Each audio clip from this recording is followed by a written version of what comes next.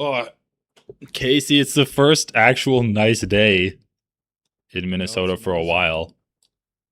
And And you guys are trapped indoors.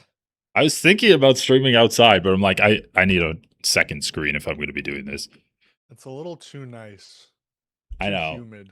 Right. Yeah, I feel like I'm getting lulled into a false sense of security because apparently it's going to get cold again and like snow again soon. So Really? that's what I heard. Damn. I'm fine with that. All right. Are we By the live way, yet? Anthony, was it your birthday? Oh no, I'll go live now. One, two. Okay. I already went live. Oh, what's up? What's up, everyone? We do a soft I'm open. live, but I'm muted. I'm live now. Hello. We're live. Yeah, we're live. Yeah. Is it your birthday, Anthony? Is that coming up? No, well, yeah, someone was wishing me a happy birthday on my I posted something on the community tab, and then someone was like, "Hey, happy belated birthday!" And then like seven more people started wishing me a happy birthday in the comments. I'd be like, "It's not my birthday. My birthday's in September." You gotta Okay. you gotta go out to eat or something. You could get free dessert. There's some false information Yeah. going around out there. I don't know what's happening, but yeah, it's not my birthday. But thank you. Yeah, let me see how many people think it's my birthday. I'll check that out on the side here real quick. Yeah, well, we missed last week, but I'm glad everyone's on here now, and we're all safe for the most part. Anthony, I know you're gonna give us an update on how things are doing over in your neck of the woods. Yeah, it's been better. It's kind of crazy, but yeah, we'll talk about that for sure. Yeah. Stop. Now, chat's wishing me happy birthday. Haley, it's not my birthday. Hello, chat. Everybody from the Do Not Warriors, what up? Everybody, what up? Oh, by the way, we're trying something else this week, guys. If whoever wants to support the show by sending in a super chat, we're going to be reading all the super chats at the end of the show, like the final 20, 30 minutes. It's just going to be dedicated to reading the super chats so we could really focus on them and give you Yeah. guys your due. So if you guys would like to support the show, feel free to do so via super chat, and we will read all of them at the end. We're not ignoring you. Okay, if you send a chat and we don't answer it right away, I'll acknowledge the chat and I will remind you, because it's the first time we're trying it. I'm going to be like, hey, we'll read it later, okay? And we'll thank you for it, but we won't. We'll keep going in the conversation. We're trying things out. Yeah, it's good to see you guys. Well, let's get into it. Because I know we were talking about we're trying things out. You know who else is trying things out? Donald Trump was trying out a bunch of different things over the weekend. So I know we were texting a little bit, and Casey, you're like, should we do a doomsday watch along to see if Trump actually pulls the trigger on bombing out Iran? Yeah. Yeah, I was a little worried there.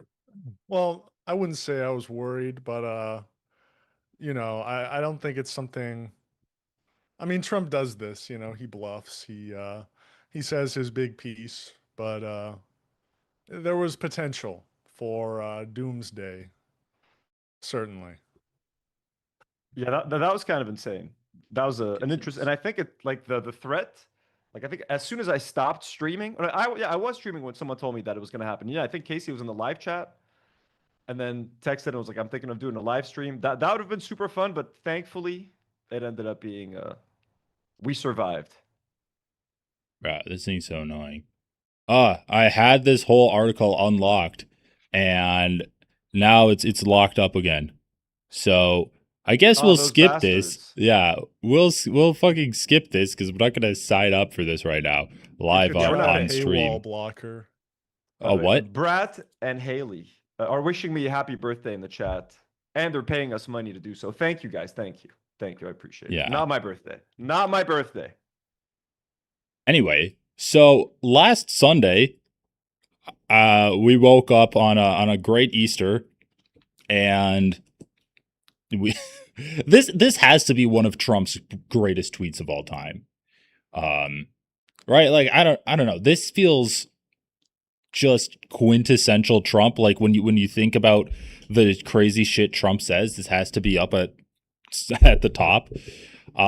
This was Easter. This is what I wanted to cover last week with you two guys, but needless to say, like, he's been setting out deadlines for his be-all, end-all Iran-breaking bombing campaign that he's going to do.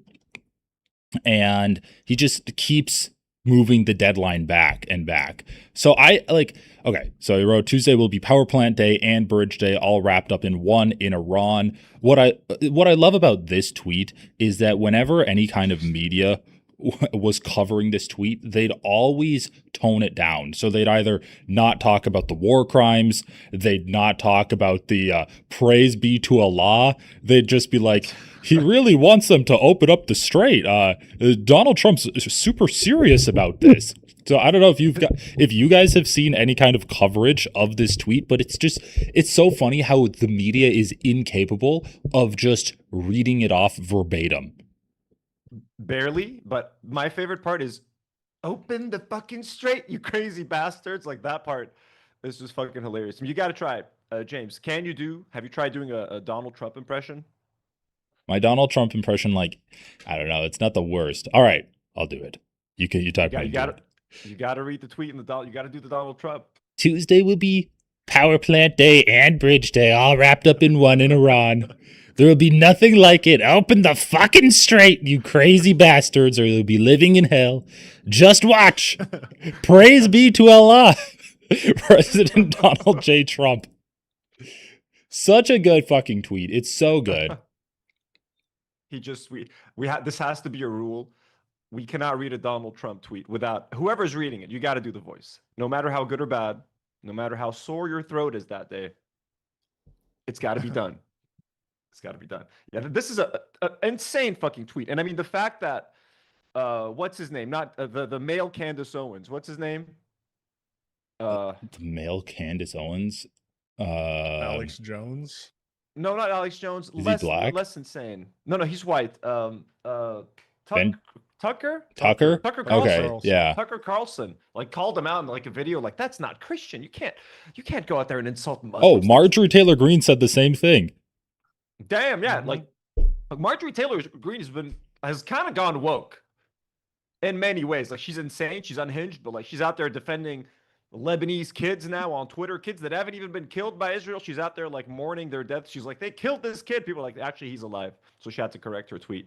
But like, she's out there going hard, like at least defending Palestine and Lebanon. So at this point, we'll take whatever ally we can get. So Tucker Carlson, thank you.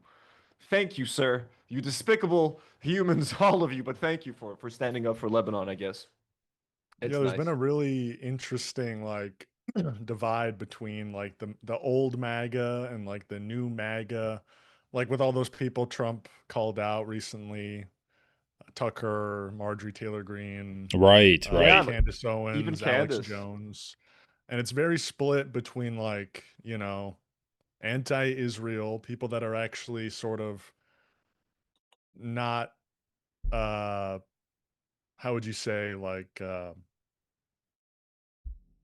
you know, compromised, I guess, by the Israeli state versus like the others, like Ben Shapiro, you know, the Israeli MAGA it's like I see Tucker Carlson, Candace Owens, even like Marjorie Taylor Greene, they're all trying to find a lane for themselves, right? And you saw this happening with Charlie Kirk. It's not like they're not compromised by Israel.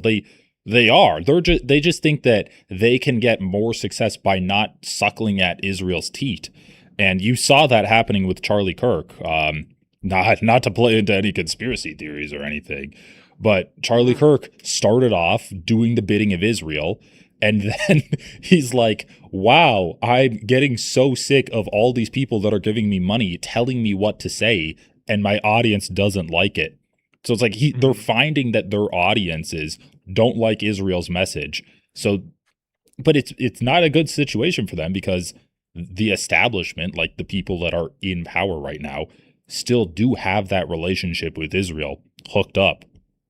Yeah. So, yeah, they're in a precarious situation. I love the fact that young people don't fuck with Israel on both sides, both Democrats and a vast majority of, I think, young Republicans, like at this point, the ones that consume all of this like new media and stuff. If the podcasters that they're listening to aren't fucking with Israel, they're also not fucking with Israel. Even if it's just from a selfish, like, why are our tax dollars being spent on this? We want to spend our tax dollars Yep. domestically, even if they don't give a shit about Palestinian or Lebanese lives, like they don't care Iranian lives. Even if it's just like, hey, spend our tax dollars on American resources, bridges, build hospitals, build schools, whatever the fuck. So I'll take it. At this point, I'm finding myself not agreeing, but like I'm remembering when Cenk was like, listen, why don't we align ourselves with Tucker Carlson? And like, even if we disagree on most things, but if we agree on one thing, which is Israel, like, isn't that a good thing? And it's like, you know what? Everyone shat on it for saying that. Now here I am being like, you know what? Thank you, Tucker Carlson, for standing up for Lebanon. Maybe we should take whatever we can get sometimes and like find allies and at least like look, we disagree on 80% of or 60% of issues, but like on this one very important issue, there actually is some overlap. Let us actually try to work together in those areas, you know, on the things that we do agree on, and we can still fight over everything else that we disagree on, no problem. But I find myself for some reason being like, Cenk maybe was onto something. Like shit, you know. And those people have a lot of influence. Like, look, Tucker Carlson is fucking nuts. Candace Owens is nuts. They've said things that are Candace Owens has said things that are genuinely like anti-Semitic. You know what I mean? A lot of these people have, but not to say but like to just discount it. However, they have a massive influence, and if they're influencing young people to turn against Israel. Now, I hope it's not for like anti-Semitic reasons, you know what I mean? But just for the right reasons. Like, yeah, why do all Israelis get healthcare and Americans can't afford a $400 emergency? And or if they lose their paycheck, they might be kicked out of their homes in a month. Like, it's kind of crazy. Americans shouldn't be bankrolling Israel's genocides, Israel's wars, and Israel's way of life, essentially. So even if it's just from that aspect, I'm glad people are waking up and shit. I'll take the support from almost wherever it comes from at this point. Yeah, and it's a dark thing when like Tucker Carlson and I guess I wouldn't say Candace Owens, but Marjorie Taylor Greene are more anti-war than your average Democrat. Yeah. Well, I think like, I mean, they're the biggest sort of like contradiction in the face of all Americans right now is Israel. And Right. like, it's if there is some sort of overlap with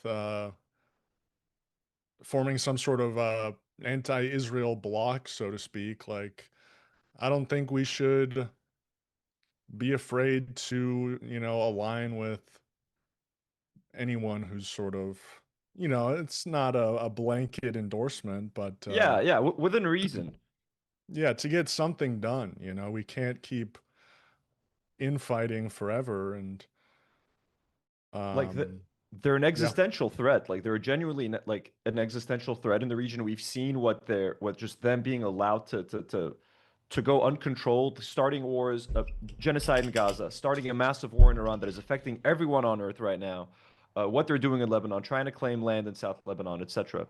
Like they genuinely at this point, like they need to be. The problem needs to be taken care of by at least having a block that is at least let's start cut funding to Israel. That's it. Like that's the one thing that the US can do right now. Just cut funding.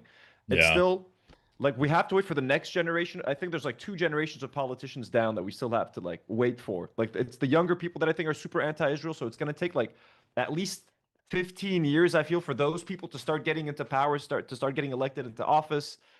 So it's gonna take some time. I think there's still gonna be a lot of pro-Israel politicians for the next like decade and a half. But I think in 15 years from now, it's gonna be like the most ridiculous thing to be pro-Israel in American politics. I hope that that's how it becomes because yeah, that's the only way to solve the problem. Honestly, just the U.S. has to stop supporting them. 100%. Yeah, and as you said, I don't think that's going to happen anytime soon. Um, let's continue down the pathway of let's continue down like laying out what happened this past week with Trump and Iran. So, what one other thing that I wanted to bring up in this last tweet is the hypocrisy, where it's like, oh, Trump is threatening war crimes. Is your administration concerned that you might carry out war crimes against Iran? It's like, yeah, we fund Israel. Israel is like war crimes the state. That's their whole thing, is doing war crimes. Huh. And yeah, we got to cover that story later. I like that name. And then the first day of bombing, we killed like 170 girls at a girls' school that we bombed twice. Like, we double tapped the school. So then he threatens war crimes. Then, of course, on Tuesday, 2 days later, he threatens to just do complete genocide against Iran. And, like, obviously this is not funny because the guy's bombing Iran, but you see so many different examples of Western media and expatriate Iranians talking about how they do, like, the Iranians in Iran do want to be bombed by America. They're like, please save us, Americans. Like, Trump, this is such a well repeated phrase that even Donald Trump is like, when we're not bombing the Iranians, they cry, they yearn for the bombs of America. Like, he's saying that in front of in interviews and stuff. And so it's just a complete abandonment of all of that. When he just comes out and he's like, we're gonna wipe the civilization off the face of the earth. So he says, a whole civilization will die tonight, never to be brought back again. I don't want that to happen, but it probably will. Like, he has no power over it. However, now that we have complete and total regime change, where different, smarter, and less radicalized minds prevail, maybe something revolutionarily wonderful can happen. Who knows? We'll find out tonight. One of the most important moments in the long and complex history of the world. 47 years of extortion, corruption, and death will finally end. God bless the great people of Iran. My favorite part here is, I don't want that to happen, but it probably will. It's Yeah. like, what the fuck, dude? Like, Jesus Christ. Like, what do you even whole take away from this civilization. tweet? Dude, haven't you read The Art of the Deal? This is how you get deals done. You threaten to murder someone's family, someone's wife. I'm gonna come for your children unless you sign the contract. Whatever it is, you gotta fucking lay it all out there. Okay, and that's what Trump did. And he got it done. He got her done. The Strait of Hormuz is open. Look at that. Oh, wait, no, it's not. It was open for what? 20 minutes? 24 hours. And then they closed it once Israel kept bombing Lebanon. Like, Iran and protests were like, all right, we're closing that shit back up, motherfuckers. Or like, we're implementing like a massive tax or something. They kind of started to fuck with it then. Yeah, it's been the most fragile ceasefire of all time. And yeah, I think officially today it's But no more. yeah, this tweet is a perfect encapsulation of how jarbled the entire American military strategy is when it comes to Iran. It's like, he doesn't want to do genocide, but he probably will. Maybe something could happen that would, like, he's like, we've already done total regime change, but maybe something revolutionary can happen. Who knows? Mm-hmm. It's like they have no plan. They have no plan. And of course, they have no plan because it's Israel's war. Exactly. Exactly. It was never their war. And they keep changing. Like, they want, at first, they want regime change, then they don't want regime change, but they still murdered like most of the regime. You know what I mean? It's about destroying their nuclear capabilities. They haven't fully destroyed their nuclear capabilities. Well, actually, it's about destroying their drones and their rocket launching systems and mechanisms and all of that. Well, they didn't end up doing any of that. They're just, trying to nibble at everything. They tried to start like a civil war and civil unrest and have the people fight their own government. That didn't work. They tried to arm the Kurds. That nothing happened. So they've literally been trying everything, and nothing's fucking working. So it's just been a massive clusterfuck. So they keep, yeah, it's kind of a joke. Like, it just shows you how these fucking decision makers and these leaders and these people that are changing the course of our world. Like, I can never believe that. Like, right now, Marco Rubio, one of like the dumbest people in Washington, I think. That video of him going for that little bottle of water while he's like live on TV and taking a little sip. I'll never get over that little clip. The fact that that man right now has a like major say in what's going to happen in the Middle East and with like Lebanon and brokering deals between Lebanon. I'm like, this is fucking insane. You know, So These What? people are clowns, is what I'm trying to say. It's just a bunch of fucking idiots doing this so that weapons manufacturers can make a whole bunch of fucking money. Like, and like, some oil companies right now. Like, I can't see who's really benefiting from any of this. It's just been a fucking massive shit show, except people producing rockets and drones and Well, this is where the JD Pondon conspiracy comes into play because really the only person to benefit from this is Iran itself. They walk out with what seems to be more power over the strait than ever before, at least in the past 44 years or whatever. I'd be celebrating. China. China, probably. Russia, sure. Yeah, I mean, it shows that Iran is strong. Like at the most basic win from this, like Iran has proven to be stronger than a lot of people thought, and America's Yeah. proven to, like, you're seeing its limitations. And I think this is the biggest blunder. It's like you never want to show the limitations of your military. You never want to show like, oh, this is the extent of what we can do. And I feel like we're seeing that because we don't have the capabilities to open the strait as much as Trump wishes that we did. And like our planes are getting shot out of the sky over Iran by apparently it's like shoulder based rocket launchers. Just a guy with a bazooka shot down a like a It's jet fucking plane. badass, dude. That's pretty badass. Yeah, I Yeah, mean, Well, look I at think they were like, he got lucky. It's like, okay, he got lucky, but still, like, that makes you look even worse. exactly. I mean, and the fact that Iran hasn't like been begging for the ceasefire, the fact that they're willing to walk away from the ceasefire just shows that like they take this war, like this is an existential war for Iran right now. Like they're not fucking around. Like they really want to send a message yeah. to the US, to Israel, and like I don't know.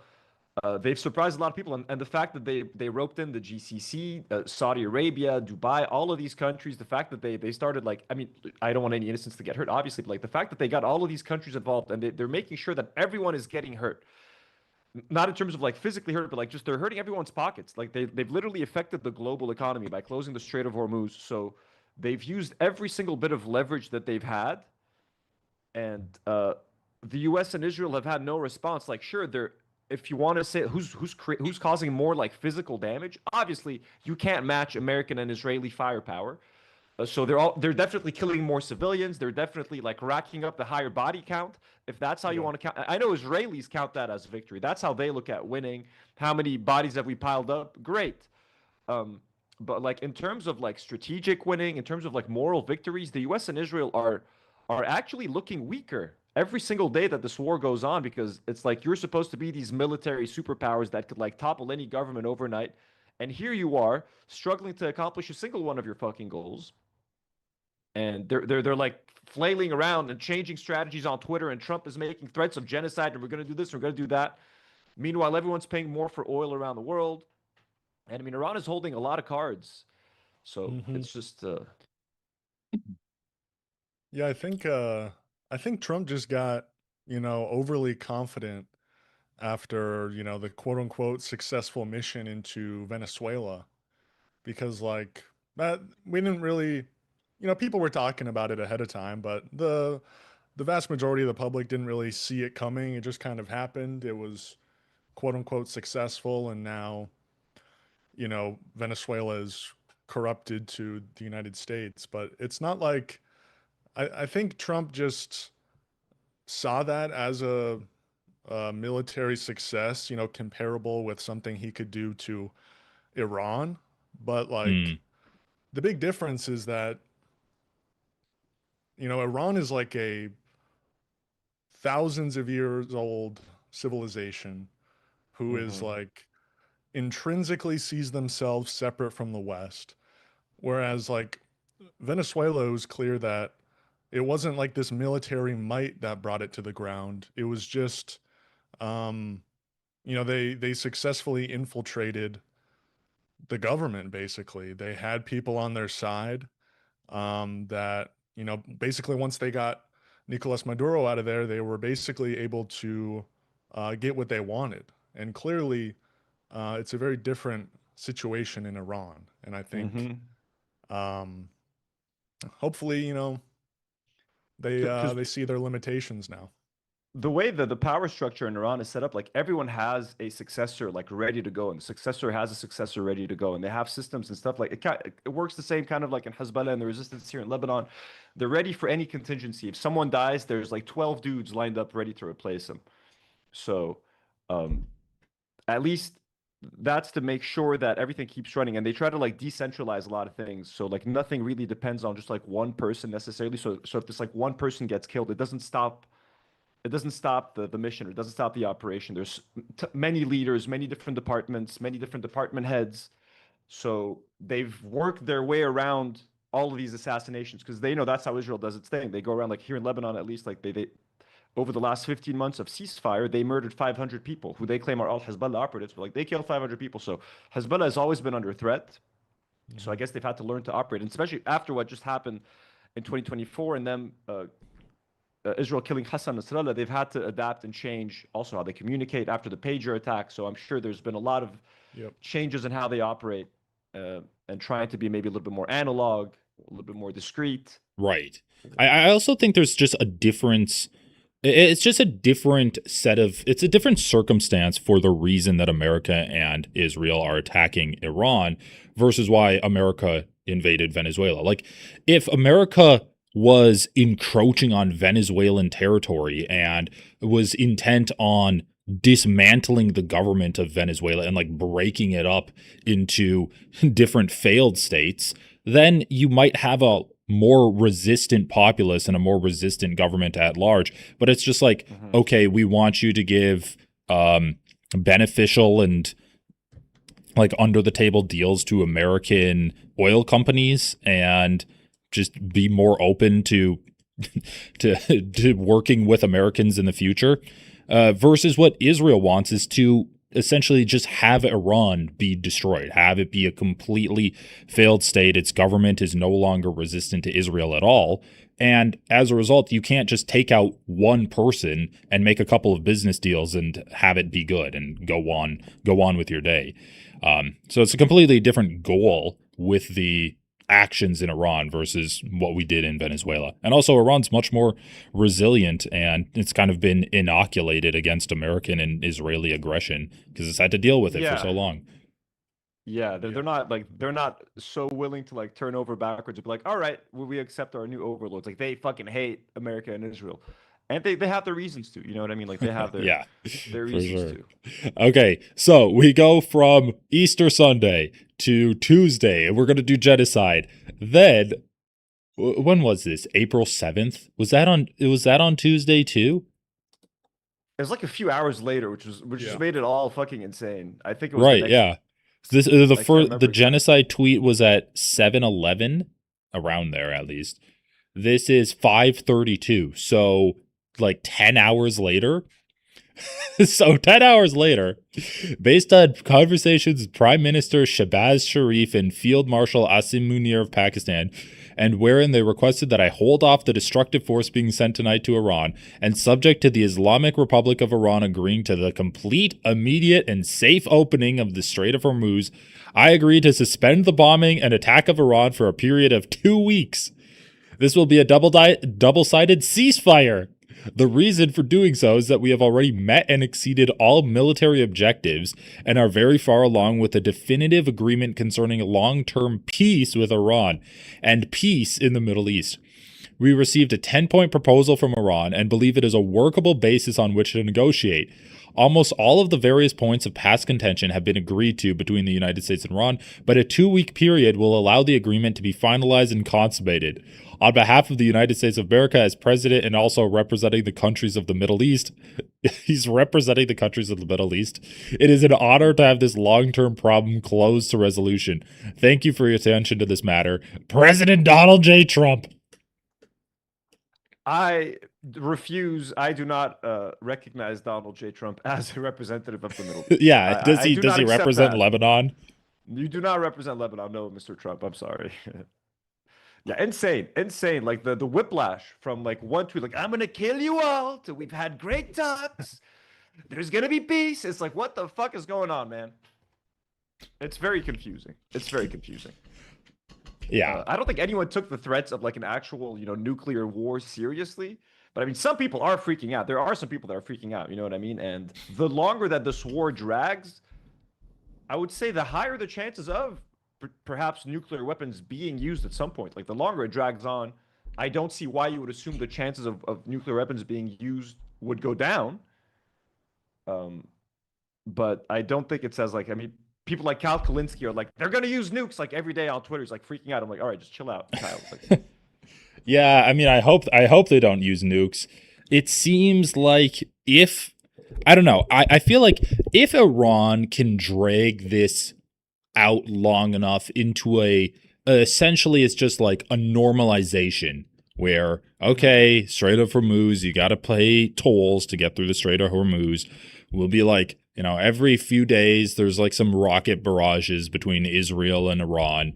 That if it becomes normalized, then I don't really see a case for nuclear weapons being used, because I feel like you need some momentum to get up to nuclear weapons, and if it can kind of just like settle down into a slow, grindy, attritional war, that I don't feel like would lead to nuclear weapons being used. But who for the fuck knows? I mean, we had dementia-addled pedophiles sitting with the fucking nuclear weapons, not to mention Netanyahu.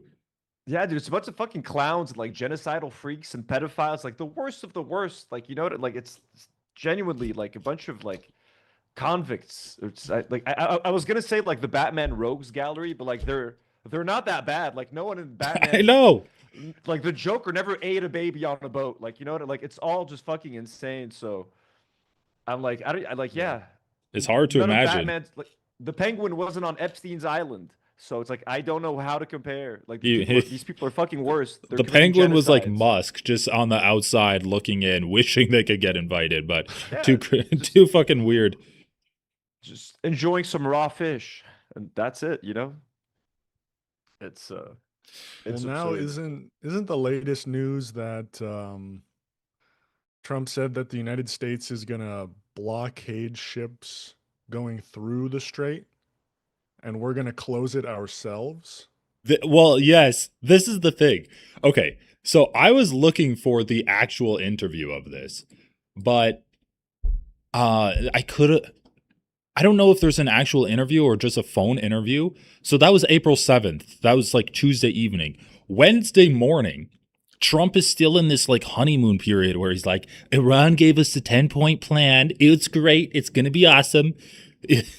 I feel bad for Khomeini. He would have been my best buddy. And now he's like, we're thinking of doing it, blockading the Strait of Hormuz and taking tolls as a joint venture. It's a way of securing it. It's also securing it from lots of other people.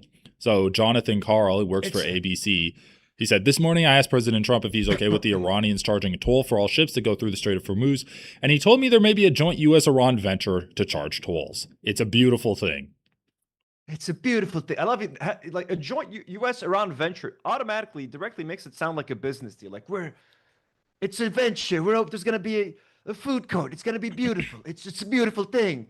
You know what I mean? The ships are going to be able there's going to be a rest stop for the ships. There's going to be a gas station. There's going to be a Burger King, all sorts of delicious food. Jesus Christ. I don't know, man. I can see Trump putting a Burger King into the Strait of Hormuz. Actually, that's Netanyahu's favorite fast food chain, too. And then he does like burger. What did he say? Yeah, like who asked him that fucking question? I don't know. The Nelk Boys. The Nelk Boys. Aiden fucking. It's a McDonald's versus a Burger King. Actually, oh my dude, that fucking interview. Oh, dude, they should all burn in hell for whoever has spoken to Netanyahu on a podcast. Right. Needs to burn in hell. Like there's no other. Nothing else is okay. I know, it's insane. And then the next day, the EU comes out and they're like, "No, don't do a joint venture." Like the whole point was to open the Strait of Hormuz, and Trump's like, "No, we're not going to open it, but I'm going to be the one taking tolls." To charge vessels for crossing the Strait of Hormuz while admitting the final decision on whether to pay a fee is entirely at the discretion of affected companies.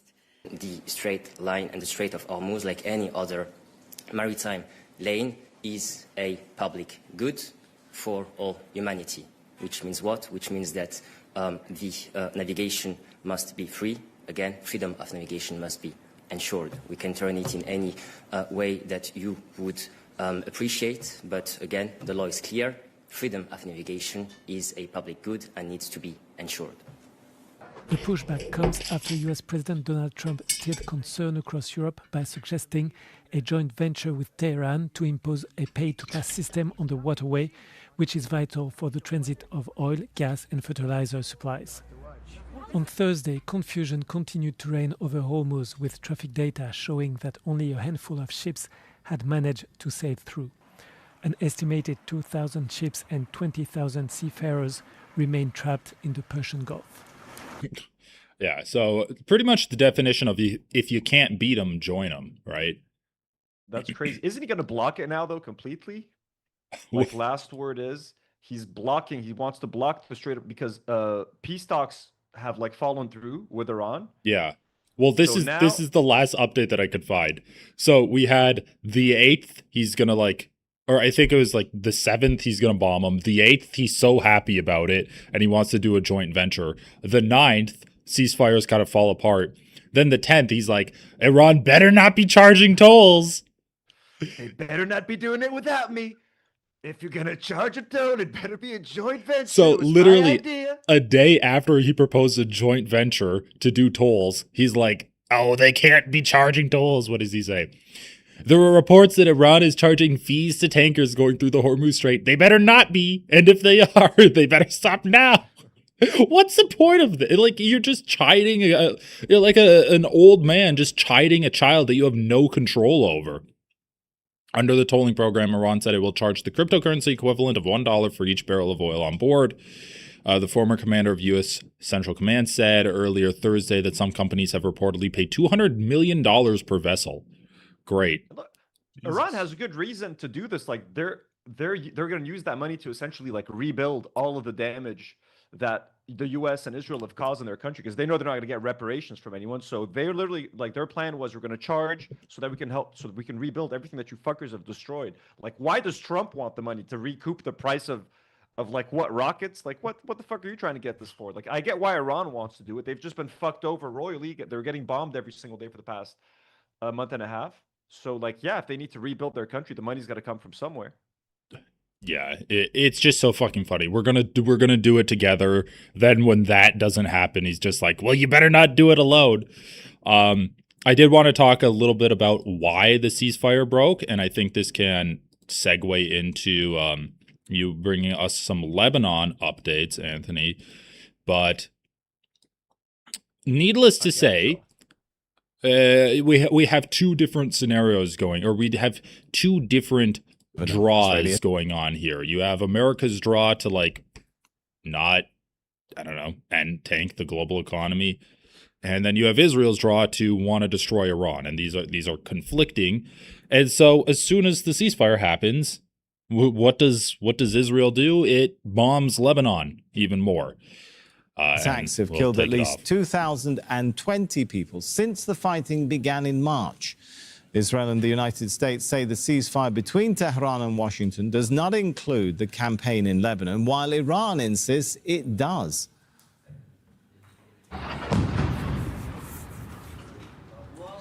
The latest Israeli strikes have killed at least 10 people in southern Lebanon. Residential areas in the Nabatea district have been hit as attacks spread across several towns. Health officials say homes, infrastructure and civilian facilities have been heavily damaged.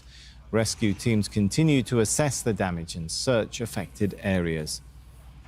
And southern Lebanon has been heavily affected by Israeli military operations in recent years. Newly verified satellite images show widespread destruction across several villages. Amnesty International says more than 10,000 structures were destroyed between October 2024 and January 2025. The group accuses Israel of targeting civilian sites, including schools and hospitals. It says this could amount to war crimes. Well, let's turn now to Heidi Petch. Okay, so we could watch the rest of this in a bit, but I just wanted to cover a few more articles. So this, I think, pretty succinctly sums it up. Lebanon thought there was a ceasefire. Then Israel unleashed a deadly blitz. The guns were supposed to have fallen silent because Donald Trump had announced a 2-week ceasefire with Iran. But just as the region was breathing a sigh of relief, Israeli jets conducted a 10-minute blitz across Lebanon, a massive aerial attack that killed at least 303 people and wounded 1,150 others, according to Lebanon's health ministry. So the numbers are now, it's at least 380 dead. Wow. The number has gone up to 380, and I believe 2,000 wounded. 2,000 injured. Holy crow. And there's still people missing and potentially still people under rubble. So that number will Yeah, of most likely course. hit 400, and then it'll go well above 400 because there's a lot of people in critical condition in the hospital. So it's going to be well over 400 dead within the span of 10 minutes. Oh my God. Jesus. And that's just from that 10-minute bombing, you're saying? 10-minute, and some people are saying it's actually within 1 minute. So they dropped 160 bombs in 100 locations within, some people say in 1 minute. The whole thing happened within 10 minutes. Definitely. Like, it was fucking insane. It was insane. And then, of course, the BBC goes on to do defense for Israel, saying that this is a defensive war, right? So Lebanese officials say that more than 1,700 people have been killed since Israel launched its latest campaign in Lebanon last month.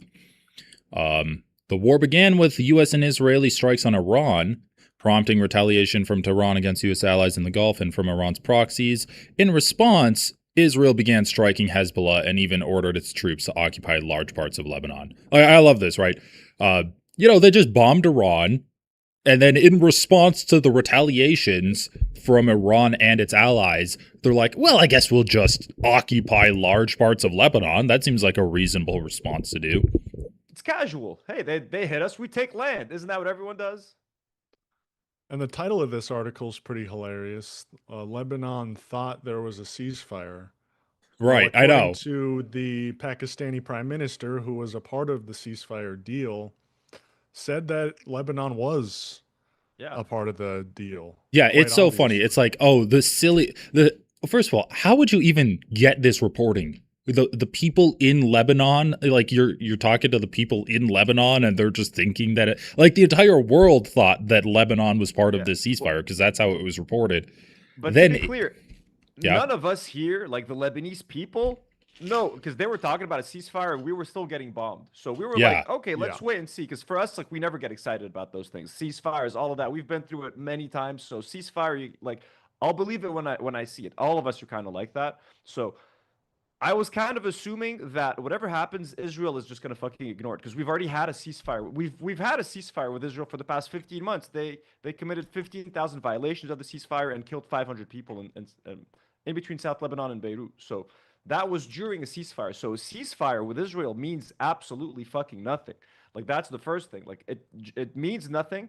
But then, like you said, the Pakistanis and the Iranians are standing firm that Lebanon was one of the main clauses for the ceasefire. Like, Lebanon needs to be included, or else you're not gonna get a ceasefire. But the U.S. and Israel changed their story, and there's a report that says Trump changed his tune after a phone call with Netanyahu. So at first he was saying that yes, Lebanon is going to be a part of it. Then he got a phone call from Netanyahu. Then he's like, hey, it's not a part of it. It's whatever. So Israel does not want to stop what's happening in Lebanon, and then we can talk about that a little bit later. But it seems that their prize, it seems like this whole thing might be about Lebanon, and their priorities might shift from perhaps accepting a ceasefire with Iran, but their main target and their main objective becoming trying to disarm Hezbollah and then keeping parts of the south. That'll be a victory for them, that if they achieve that, it'll make up for their failures in Iran. If they can tell their people, look, we've taken this much more territory right now from South Lebanon, and our main goal right now is to disarm Hezbollah. And if they can successfully manage it, which I think is going to be impossible, but I think that might be, and I saw that's not my analysis. I saw an analyst on Twitter saying that, so it kind of seemed to make sense to me. I could see that being something that ends up happening, unfortunately. Yeah, and it's like Israel's essentially killing two birds with one stone here, right? By continuing their campaign in Lebanon, They are effectively, they're achieving their goals in Lebanon and drawing America back into the war with Iran. And so both of those are goals that the Israeli government has here. And I just wanted to read this post from the Iranian foreign minister. So they highlight this tweet, which was the original description of the ceasefire, and which said, America, along with our allies, have agreed to an immediate ceasefire everywhere, including Lebanon and elsewhere, effective immediately. They highlight that. And then he says, the Iran-U.S. ceasefire terms are clear and explicit. The U.S. must choose ceasefire or continued war via Israel. It cannot have both. The world sees the massacres in Lebanon. The ball is in the U.S. court, and the world is watching whether it will act on its commitments. And this is exactly right. Israel is America's monster. America just can't be like, okay, well, we did a ceasefire with Iran, and Israel's off doing whatever the fuck it's doing, bombing every single country that it's neighbors with. America has to take accountability for Israel. Mm-hmm. Absolutely. And they never will. That's the sad part. Yeah, they never will. Right. It's so funny. The most that we can dream about is a day when American politicians are able to openly criticize Israel. Not even I don't even think we're we'll stop giving them weapons or we'll stop selling weapons to them. We're not even at that level yet. That's unfathomable for us. I also wanted to bring up this NPR article because who is this? This is a top foreign policy advisor to Benjamin Netanyahu. So this is being interviewed on NPR, and they're talking about why Israel is invading Lebanon. First of all, I'd like to make a couple clarifications on the reporting. One, there is no ceasefire in Lebanon, and it wasn't part of the ceasefire deal that was discussed with Iran. Iran always lies. That's one. Two, and then the interviewer says, Pakistan mediated the deal, announced that Lebanon was included. And Falk says, so Pakistan said that. Yeah, I'll just put that out that the president of the United States and the vice president said that it was not part of the deal. That's one. Two, you just noted that 300 people were killed yesterday or on Wednesday in Lebanon. I would like to mention that of those 300 people, at least 200 were terrorists and were fighting Hezbollah. I mean, absolutely disgusting here. And then the way they justify it all. Right, of course. It's the same playbook that we've seen in Gaza. And then he says here, he even brings it up. We're fighting Hezbollah. It's a genocidal terrorist organization. And if we've learned one lesson from October 7th, it's that we will not allow genocidal terrorist organizations near our border. Not in the south with Gaza and Hamas, not in the north with Hezbollah. They literally got away with doing genocide. And now they're just using that same playbook. And it's so it's now instead now the world just expects Israel to do this. Or here's Israel doing being Israel, right, just murdering hundreds of civilians in one day and taking more land. Now it's just it's just become a characteristic of them. But it's nothing's happening again. It's just here. By the way, IDF kills children. Just gifted one membership. Thank you. That's the insane YouTube username to have that as a YouTube username. IDF kills children. Very accurate.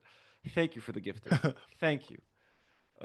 Well, I find it, it's interesting how that spokesperson refers to Hezbollah as a genocidal terrorist organization.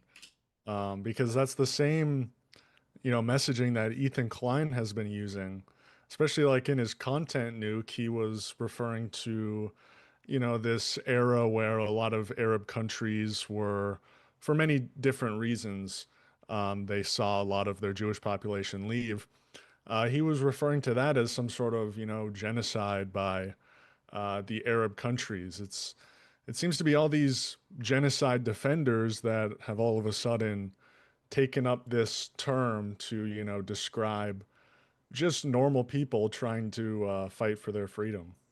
Yeah, according to Ethan, the amount of Jewish people that were kicked out was greater, the Nakba of Jews was greater than the Nakba of Palestinians.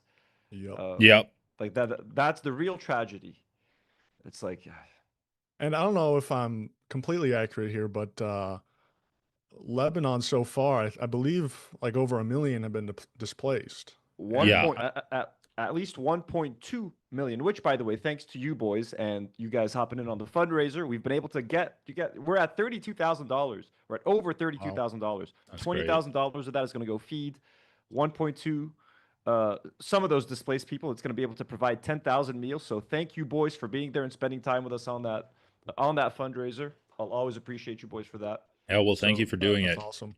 Yeah, we're going to be able to actually make a difference, and then we're also going to use some of that extra money to get food and shelter for abandoned animals and animals that have been like displaced or also they're suffering in the south and in Beirut. And we're also going to try to provide some bedding and mattresses and blankets and stuff for all of those displaced people. But yeah, we've had a massive Nakba, and there's some scenes that look just like the Nakba of people just grabbing their things, walking in the street, taking whatever they can. Yep. Yeah, a no, lot of it's journalists are referring to it as, just like a continuation of the 1947 Nakba, because I believe the original Nakba was about 1 million, right? It was about 1 million displaced. Yeah, some people will say like 800,000 to 1 million. Yeah. So Around we're that just number. back. We're back doing that, for the Yeah. 7th, 8th time or whatever. Yep. Yeah, and They like did it people again in want to, Gaza. people want to pretend like there's any kind of justification for it. It's like, Israel bombed Iran, and in response, Iran's allies started firing rockets into Israel. It's like, all right, well, I guess we just got to do colonization now. Yeah. Like they've been able to convince the world that like 15% of Lebanon's landmass is one giant terrorist base, is one Right. giant Hezbollah stronghold. Like, dude, there's like massive farms. It's green. It's mostly green. It's very, the soil there is actually extremely fertile, which is also a reason why Israel wants that land. And we have a massive, the Litani River, so it's a source for fresh water. Like, it's very strategic for them to want it. But like, yeah, no, it's apparently one massive terrorist base. So it's normal to evacuate hundreds of thousands of people that live there. And not only that, there are reports that they're going through specifically ethnically cleansing Shia Muslims. Like they're asking, like the Christians and the Druze are able to stay, and they're saying that, oh, well, if you're Muslim, you're hiding terrorists. So yeah, you're not allowed to shelter. You're not allowed to shelter any of the Shia, and then if you do, the IDF will threaten to bomb those Christian villages that's a strategy that they've been using throughout the country. Anyone who like rents a hotel room or like an apartment to a Shia person, maybe one of those apartments randomly gets hit by an IDF strike. They say, "Ooh, that person was a Hezbollah general, and the fact that you gave him shelter, hey, we had to bomb the building. So some of you Christians might die in the process. You might get some property damage. Is it really a good idea for you guys to be renting out apartments to these Shia populations?" So that starts to cause strife within the community. People start to turn away potential tenants, asking for IDs, like, "Yo, are you Muslim? Are you Shia? We don't want your kind around here." Literally that sort of shit. There's a bunch of videos of a lot of tension in the streets. Now, that usually happens in the short term. I think overall, most Lebanese people still have like an open heart and are willing to help their brothers and sisters. But there is a majority, and I would say it's mainly the right-wing Christian wing of the Lebanese population that is like more than happy to like turn away people that are Shia and not provide shelter or aid or something like that. Yeah. Well, Anthony, I feel like this would be a good time to transition into some Lebanon updates since we've been talking about it already. I know you have some clips and some videos that you have prepared that you want us to watch. We can. Do you want me to switch over to? Do you want me to share screen, or do you want to just do it on your side? I feel like it'd be better if you just shared it. All right, yeah, I got you. Here. Give me a second. Let me copy these here. And then I'm going to cut away for 1 second from you guys. And get a window ready here.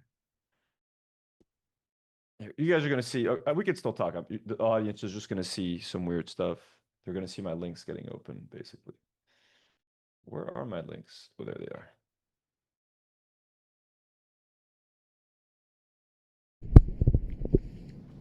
I'm going to try to go through this stuff a little bit quickly because I know we got a lot of Ethan stuff to get through. Yeah.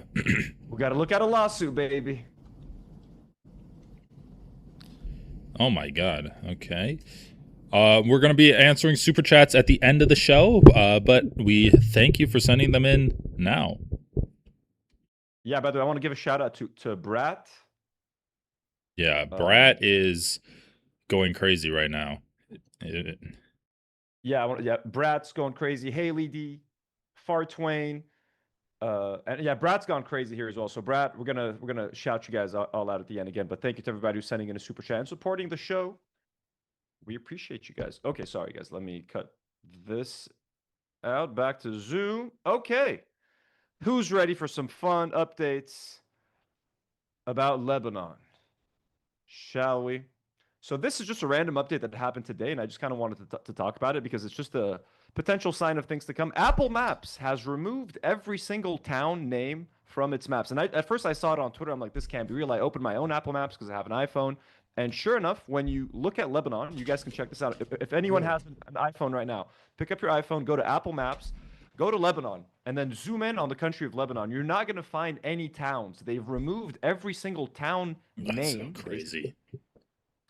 Not just at first I saw tweets saying that they only did it to South Lebanon, which made it seem I was like, holy shit, like are they making it that obvious that they're going to ethnically cleanse the South and they're like clearing out the names so they can give them Israeli town names? So I opened it on my phone.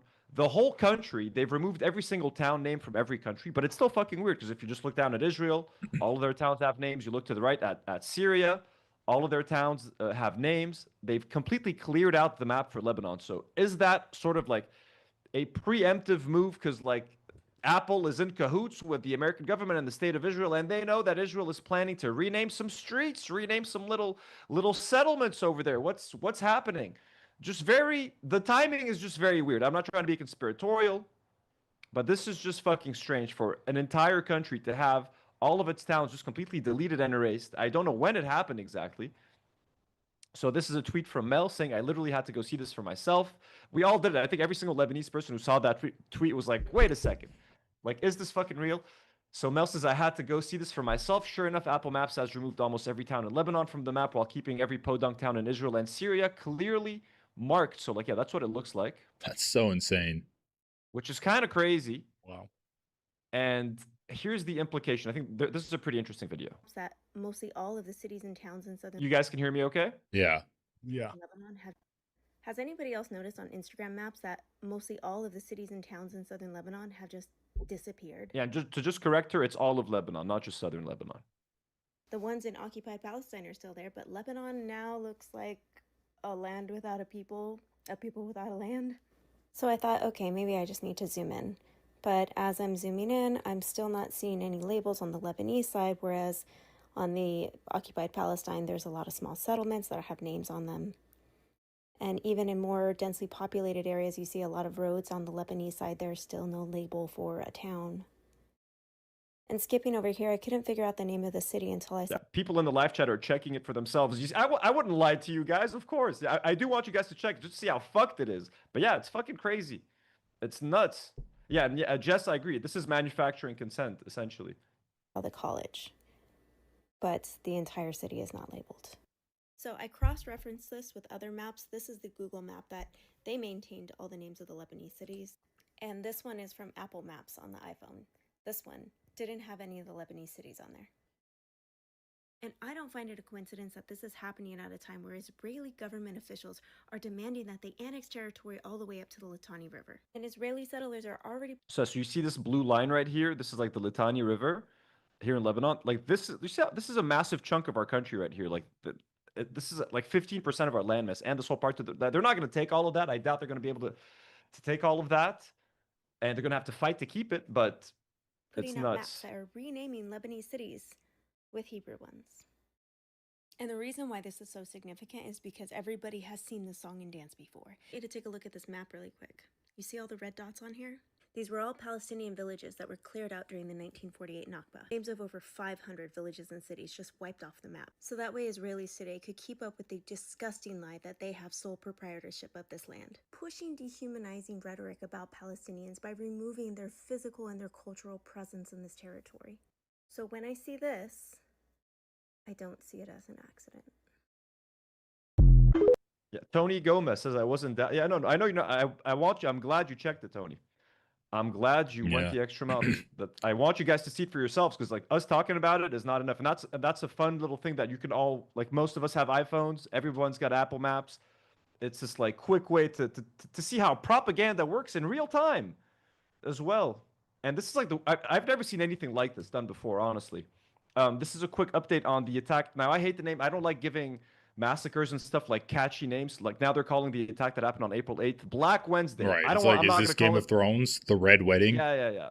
I don't like this shit. So to me, it's another day. It's a horrible attack, and it was one of the worst ones in our history. But I don't want to play that game of like giving it another name and giving them like this other victory. So updates on the attack that happened. The death toll has risen to above 380. Many remain missing under the rubble. Families have been asked to provide DNA samples to help identify victims, as many bodies were recovered only as scattered remains. So just look at what this looks like. And by the way, this looks just like the Nova Festival on October the 7th. And just remember that this is when Israel attacks something, it looks just like it did on the Nova Festival. Just more evidence that they fucking destroyed all of those fucking cars, and they probably murdered half the people at the Nova Festival. Yeah, That was true. done by Israeli helicopters. And I did the test on my stream. I pulled up a picture of the Nova Festival, and side by side with one of these, it's the exact same level of carnage and destruction, only capable by Israeli hands and their weapons. And it's so disgusting because, like, this massacre that Israel did on Wednesday was just to break a ceasefire. Like, they're doing killing so they can do more killing. And America is serving as a political and economic shield for them. So this is Netanyahu also just officially confirming there's no... I wish to inform you, there's no ceasefire. So to anyone who here thought that we're going to get a ceasefire, Netanyahu was pretty quick to put out a tweet, a Twitter video, being like, nah, motherfuckers. Y'all aren't included in the party. Fuck you anyways. So yeah, this is according to CBS. Trump had been told the ceasefire would apply to the Middle East, and he agreed that it included Lebanon. And then the position changed after a call between Netanyahu. We talked about that already.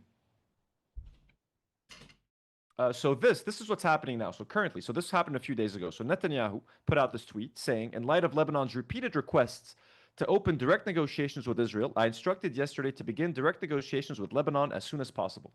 The negotiations will focus on disarming Hezbollah and establishing peaceful relations between Israel and Lebanon.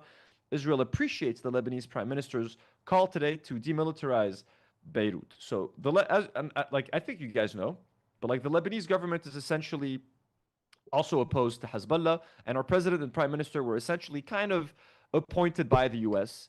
and approved by the U.S. So this is a lot of people, a lot of pro-Hezbollah people and a lot of pro-resistance people are very angry at this move. Like, why would Lebanon go and negotiate with Israel during a war, and we have no leverage? We have nothing to offer. So the only thing that we can offer is either land or to like betray the resistance, which is you're just offering them up on a silver platter. So a lot of people aren't happy about that. And what's going to end up happening is on Tuesday, the Lebanese foreign minister is going to travel and meet with an Israeli representative in Washington, D.C. It's going to be mediated by the U.S., but there are going to be direct talks between Lebanon and Israel, which is kind of fucking crazy. But again, according to Elijah Magni, he says Lebanon, unlike Iran, has no leverage to negotiate with. The government considers Hezbollah's military branch an outlaw. How can the Lebanese government ask, under fire, the immoral and genocidal Israel to withdraw from Lebanon and respect its sovereignty, offering what in exchange but further concessions and total submission? Basic negotiation rule. When one side has no leverage and is hammered, it negotiates with submission and abides by the dictate of the victorious side. The Lebanese government has nothing without its resistance, and amateurish idiocy is not pardoned around the table. So right now, our government is going to go and try to plead with the Israelis with literally nothing to offer. We're coming from a position of weakness. We are more than ready and more than willing to offer up the resistance on a silver platter. which is our only leverage. Iran and Hezbollah would be our only leverage, but the Lebanese government doesn't see it that way. Sami Hirmez says negotiations between Lebanon and the Israeli state will not lead to disarmament because only one armed party will be at the table. It can't get simpler than that. And the Lebanese government isn't taking like a representative of the Shia population or of the South. They're like literally just representing the whole government except Hezbollah. And the Shia population is like the majority, is the largest segment of the Lebanese population. So to go and try to negotiate peace with Israel when a massive chunk of the Lebanese population does not agree with that and doesn't feel that the Lebanese state has their safety and their best interests in mind, which is the safety of the people of the South and the people of Dahiyeh, then it makes for a very tricky situation kind of, and just kind of a clusterfuck. Megan K. Stacks says, as Lebanese and Israeli governments move towards talks, let's recall Israel and the US are now pushing the Lebanese army to disarm Hezbollah. But Israel has been successfully lobbying for years to prevent the Lebanese army from being too strong or well armed. Israel and the US know the Lebanese army can't realistically disarm Hezbollah. They know the Lebanese military is 1/3 Shiite. It's hard for me to see this pressure on the Lebanese government as anything but an effort to splinter the country and possibly spark internal fighting. Which I think is very accurate. It's pretty much what the Israelis want to do is force the Lebanese government to deploy the Lebanese military to disarm Hezbollah. But that's never going to happen. Like, it's impossible. You can't do that peacefully because Hezbollah is never going to give up their weapons willingly.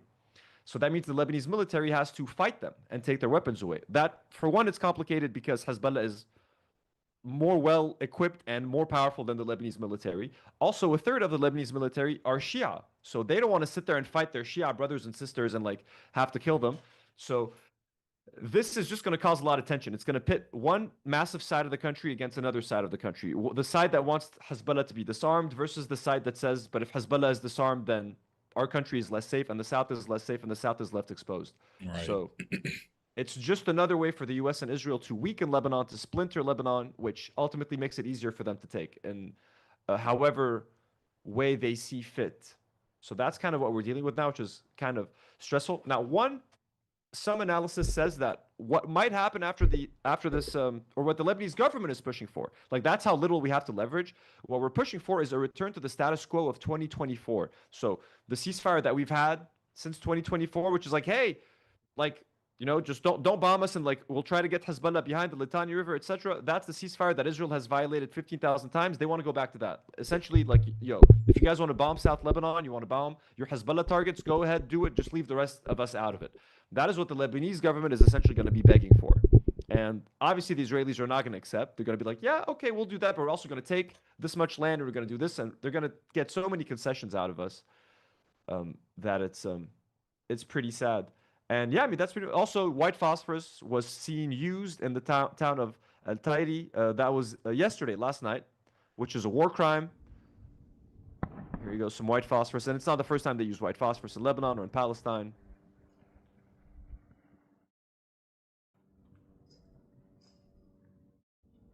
And for those who don't know, white phosphorus, like basically when you inhale it, it like burns you internally. You feel like your lungs are melting. So yeah, that was it for the fun little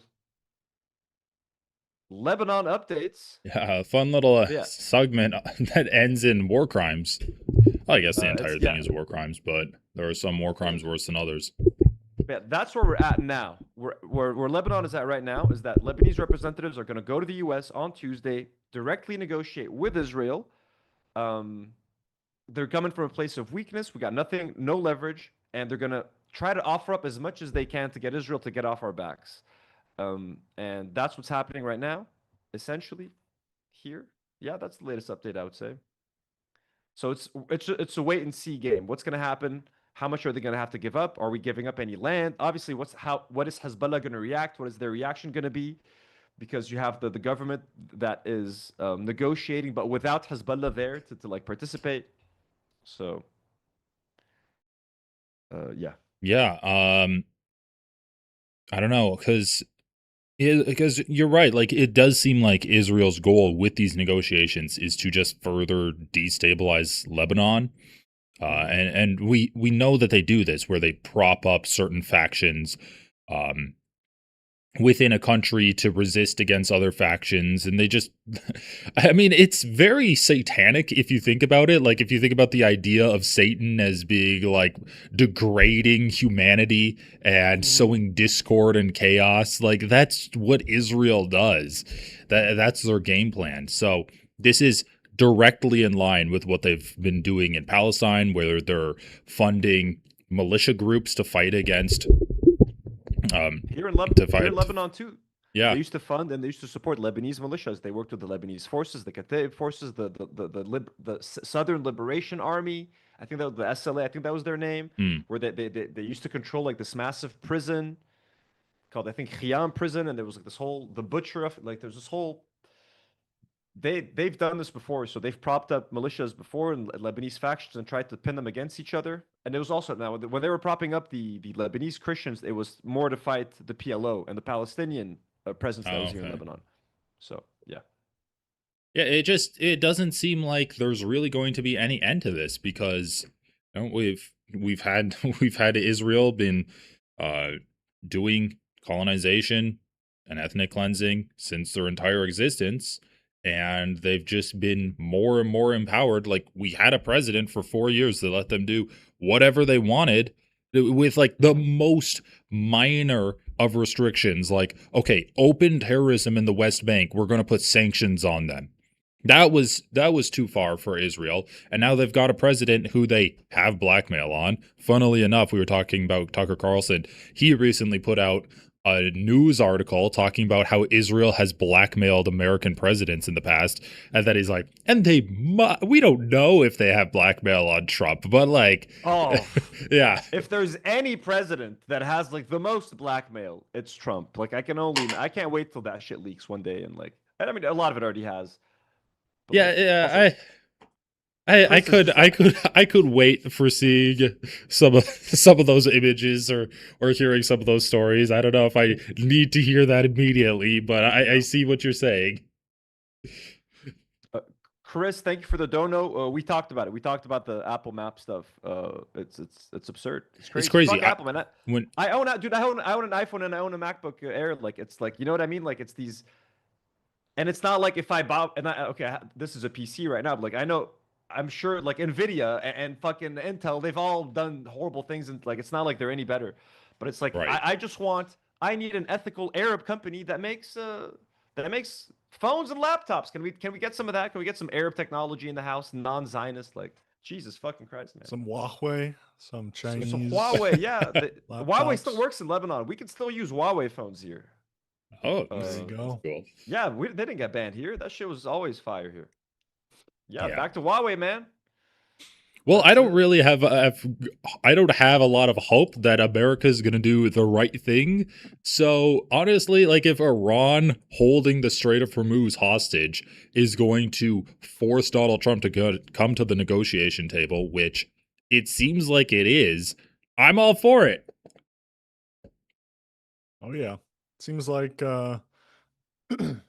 Iran, yeah, like I said earlier, Iran has like more power now than they maybe ever have in terms of like negotiations.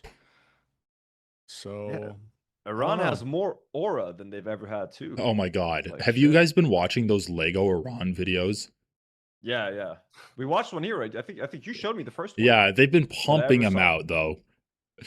They really have. Okay, but to just wrap this up, this is like some of the more recent news that I was able to find. I think this was like 11 hours ago or something. JD Vance did an interview, and there's no deal. There's no deal going on. So let's just watch this, and then we can wrap up the whole Iran segment. We've had a number of substantive discussions with the Iranians. That's the good news. The bad news is that we have not reached an agreement. And I think that's bad news for Iran much more than it's bad news for the United States of America. So we go back to the United States having not come to an agreement. We've made very... I know, dude. Look at the way his eyes shift when he says that. It's just like, he knows that Trump wants the fucking peace deal to be made. That, like, everyone knows that Trump wants that desperately. By the way, fucking Marco Rubio, the Secretary of State, was at a UFC fight last night. I mean, this is a clown show of a regime. I've heard that JD Vance is actually like the one guy within the White House that's like against this war, or like it's kind of been vocally not Really? very much for it. And I think it's because he kind of knows it's a bad idea, and so that if he tries to run next time, he can be like, "Listen, guys, behind the scenes, like I never very favorably talked about that war. Like again, I haven't really been following up on much of what JD Vance has been saying, but I think I heard like breaking points saying that like there's rumors that like JD Vance internally is like not doesn't fuck with this war a lot. Not that that makes it like fuck him, like it doesn't make him any better, but like I think that makes sense. I mean, this war is incredibly unpopular in America and globally. And he's trying. JD Vance wants a career outside of Trump. Like we all know that for sure. So,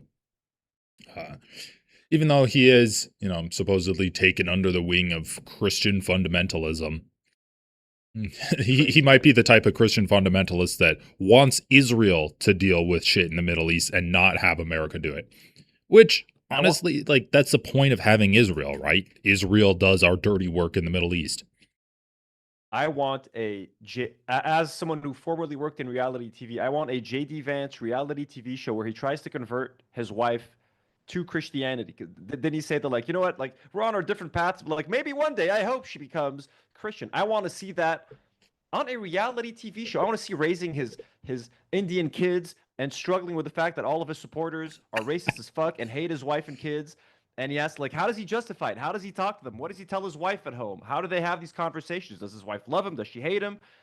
Does she hate the whole Erica Kirk thing? I think this is prime reality TV, but there's got to be like a time limit. Like if she doesn't convert to Christianity, right, she gets kicked out of the country. Like she loses her papers. Jesus Christ. Done.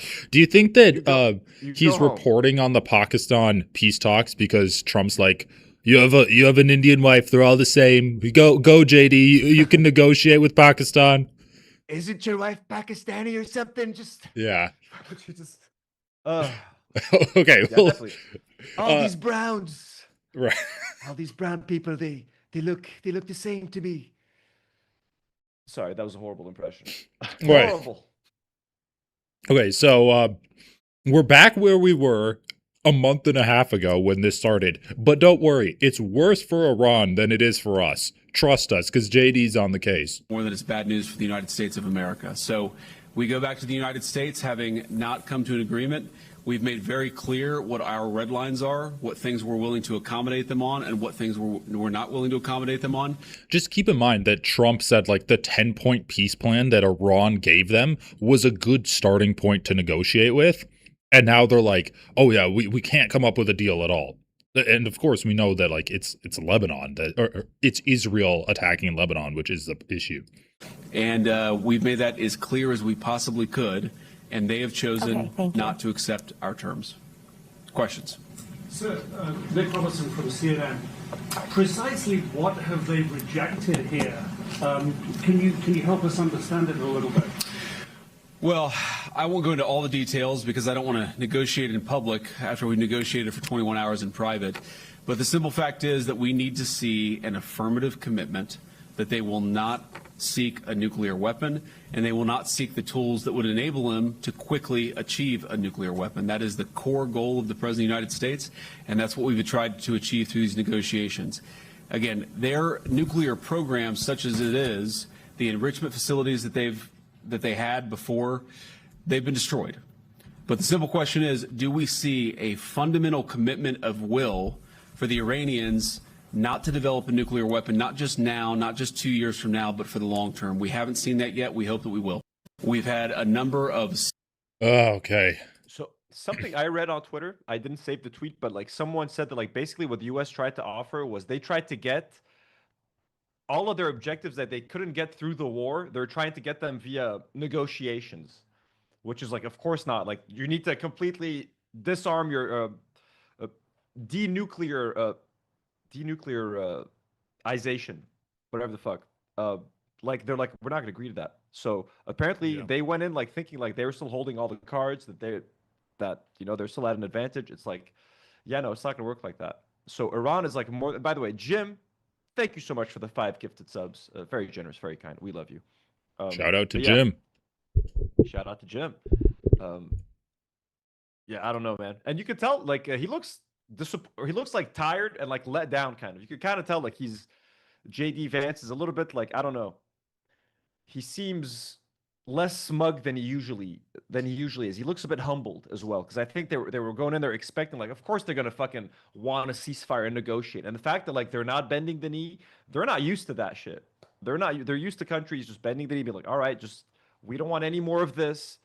And the fact that they're not doing that, and they know that what it means that that's more attacks on Gulf countries, and that's more attacks on Saudi Arabia and Dubai, and that's just more of a headache for them, and like all these other deals and things that are falling through. So and if he doesn't agree with this war, he's just like, what the fuck? Like, this is just getting worse and worse, and what's the point of this whole fucking thing? So just this short clip, JD Vance's face just says so much, I feel. Yeah. Or I'm just overthinking it.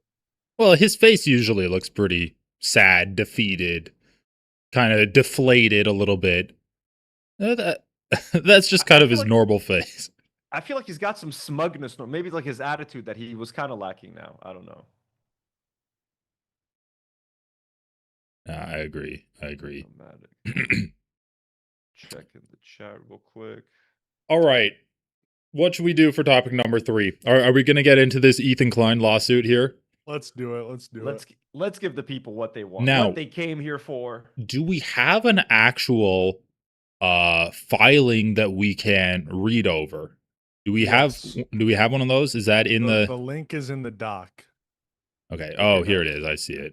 It's number 1 in the Ethan section. All right. Well, let's start off with the announcement. We got to start off at the beginning. First of all, when did Ethan? Let's see if we can refresh our memories. When did Ethan Klein first float the idea of suing Noah Samsen? It was almost a year ago. Was it almost a year ago? Because he said he waited till the last day to where the I forget what the term is. The statute of limitations. Statute of limitations. Thank you. For like, which I guess is a year for defamation. Oh, okay. So after the cease and desist, he waited for the last day to actually file the suit. Gotcha. Which makes it seem kind of desperate. Like, if you're confident about a lawsuit, you'd be like, all right, I'm gonna fucking file this shit. The fact that he waited it seems like he was kind of very wishy-washy. Like, should we, shouldn't we? Do we have a strong case? I don't know. All right, let's fucking do it. And I think that the final decision to be like, all right, let's fucking do it, was like just for fucking views. They're just looking at their views. Like, well, this 100%. Could maybe help us. And ironically, I saw someone making fun of them on Twitter. Like, their views are shit. Like, really? This episode hasn't even crossed 400,000 views. Like, a whole lawsuit special. Normally, you wouldn't do this for less than like 700K or something. I don't know. The fact that it's not even at 400K, like, not even the lawsuit stuff. Now he's making Trisha videos, digging up fucking random ass old family drama. Oof. Literally, that to me is the craziest, dude. The fact that, like, you have a sister shit talking her own brother on fucking stream. Who tunes into that? Dude, they were reacting to videos of Trisha's, like, family with their kids, and like they're making fun of, like, their family videos. Like, they're literally watching their nephews and nieces, because at the end of the day, these are Ela and Ethan's nephews and nieces, and they're like making fun of this shit on the internet. This stuff is going to be online forever for these kids to see when they grow up, and they're so fucking petty and so desperate for views that they're willing to shit on their own family to get a little boost in the algorithm for like a week and create like lifelong family damage for like, I don't even know. It's just like sad. Like, even like I'm thankfully I have a sister. We have a great relationship. Like, even if I were to beef with my sister, I'm not gonna fucking talk about it on a live stream and shit talk her and like her family and whatever the fuck. Like, it's crazy. Bro, this is so embarrassing. Actually, I'm suing. Like, what is this? Andrew Tate content. What is Andrew Tate relevant at all? Dude, Casey, how much your video about Ethan Klein, like, you orchestrated the whole the crash in H3. How many views does that have? Let me check. I believe it's my highest viewed video. 1 sec. 776,000. Yeah. 700. Like, H3 has not smelled a 770,000 video, and I don't even know how many months. True. Like, they can't, like, nothing. Yeah. What? How? 39K. let's see. Here's his first Trisha thing that got over 500K 10 days ago. I guess he tried to go back to the well and not doing so hot there. That's the best they could do now. Like it's kind of funny because we've been tracking this since the beef started with all of us and them. Like they went down from the 1.5 million to like a million, then to like 800, 900K, then 700, then struggling to get 700. Now they're struggling. Like now 500K is the absolute best that they could do. That's with lawsuits. That's with iDubbbz and Anissa episodes. That's with Trisha and Hassan. Like that's it. They've burned through all of their biggest money-making topics. Well, There's nothing left. I think what you see here with the creation of this After Dark show, I think you really see just the complete giving up on trying to reach any new fans. And what he's trying to do now is just consolidate his fan base and milk as many views and I guess like membership subs out of his existing fan base as he can. You don't tank your algorithm by setting up a show that gets a fraction of the amount of views as your main show to reach new people. Exactly. And but what they are doing is they've noticed that they're getting less and less views. So at least in their mind, they're probably like, well, that's one way to guarantee another 100K views. Right. Like we used to get that anyways. Now we're not. So that's a few more. Like that's an extra 100K. That's some more watch hours, some more watch time. But yeah, like now they're training their algorithm to because now they're publishing more after shows than the actual show. Like sometimes they'll go a whole week with like. I know. I'm so confused looking at this. Like there's two after shows in a row. There's always after shows. Like there's even on a night where there's no H3, they're doing an after show. Three after shows in a row here. Yeah. So the algorithm is getting used to, oh, this is a channel that produces a podcast that gets 100K. So now they're going to start recommending it less. They're going like it's going to stop being suggested to more people. So I think I've said that on my own stream. I give the H3 podcast max 2 years where like Ethan and Eli are going to retire within 2 years. I think it's a maximum of 2. They might like try to get the crew to become the main hosts. They might try to get Guam and Harley or something to take over, but I think they're going to want to step away from the brand at some point. Once their episodes start hitting like 400 or 300K max, they're going to be like, this is too, like, we don't even want to do this anymore. This is kind of embarrassing. So I think they walk away within 2 years. And I feel pretty confident of that. Yeah. I like that estimate. I don't see them staying that much longer. Okay, well, let's get into the news of the day. Friend of the show, potentially, Noah Samsen, is back into the crosshairs of Ethan Klein. A very healthy-looking Ethan Klein here talking about how he's going to sue Noah Samsen, I guess. Samsen, who had a penchant for accusing me of being pro-genocide. He thought it was cute. He thought it was fun throwing around such kind of heinous accusations, right? This guy supports genocide. In fact, he had even a video called "The YouTubers That Supported a Genocide" with me in it. I mean, it's back to genocide. Yeah. Not supported. And, you know, that's the world we're living in. And, excuse me. In fact, I just Googled his name. You can see. This is the recent episode? Like, it just feels so weird. Like, no one. So that's one of the. I think that's the first time he announced. Oh, it is? Or is this the new one? I can't even remember. Oh, no, there is a new one. Is it old? Hold on. I don't know what the fuck he was wearing. Let's see. What is he wearing in the actual thing where he's like, I'm going to sue Noah Samsen?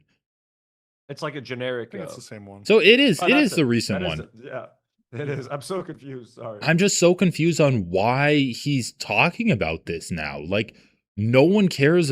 No one that it was like mad about Ethan Klein for genocide cares about Ethan Klein anymore. So I don't know. It's strange to me that he's just like bringing this up after all this time.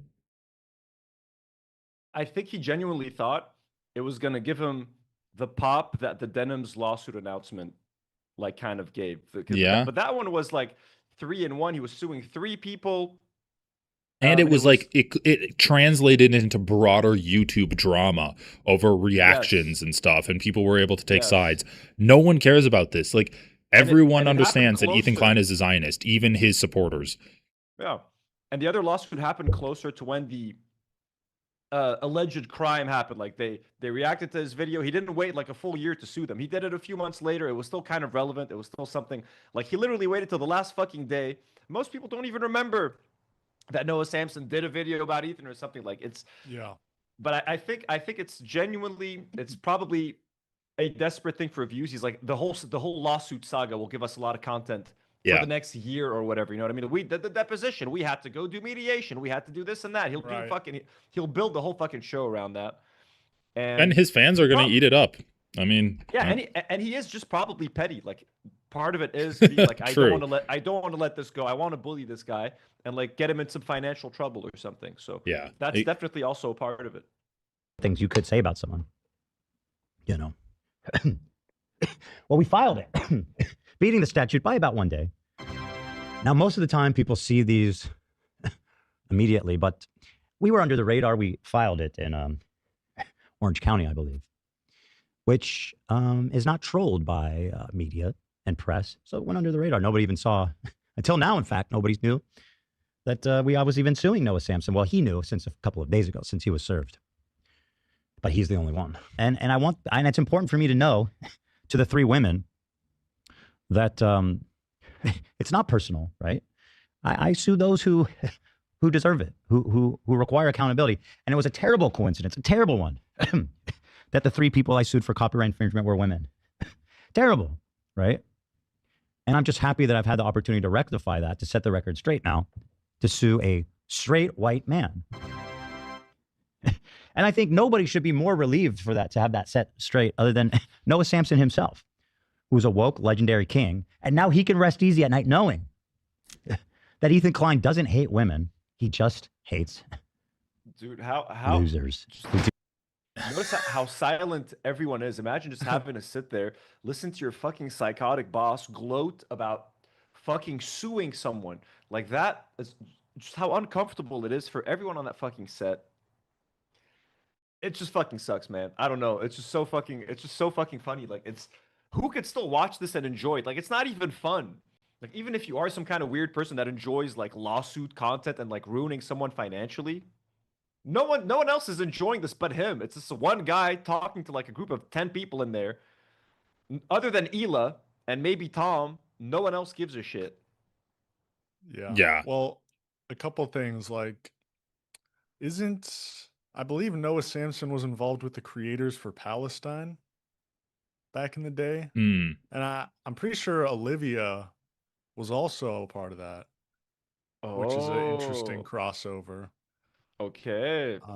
But I'm curious how Ethan basically, I mean, I know he's joking and being kind of silly in this moment, but like, I mean, he's admitting that he decided to sue Noah because he's a white man and he had only sued women in the past. It seems like I mean, I'm not a lawyer, but I don't know how that doesn't just throw out his entire argument. Right. Yeah. There's like ridiculous stuff apparently.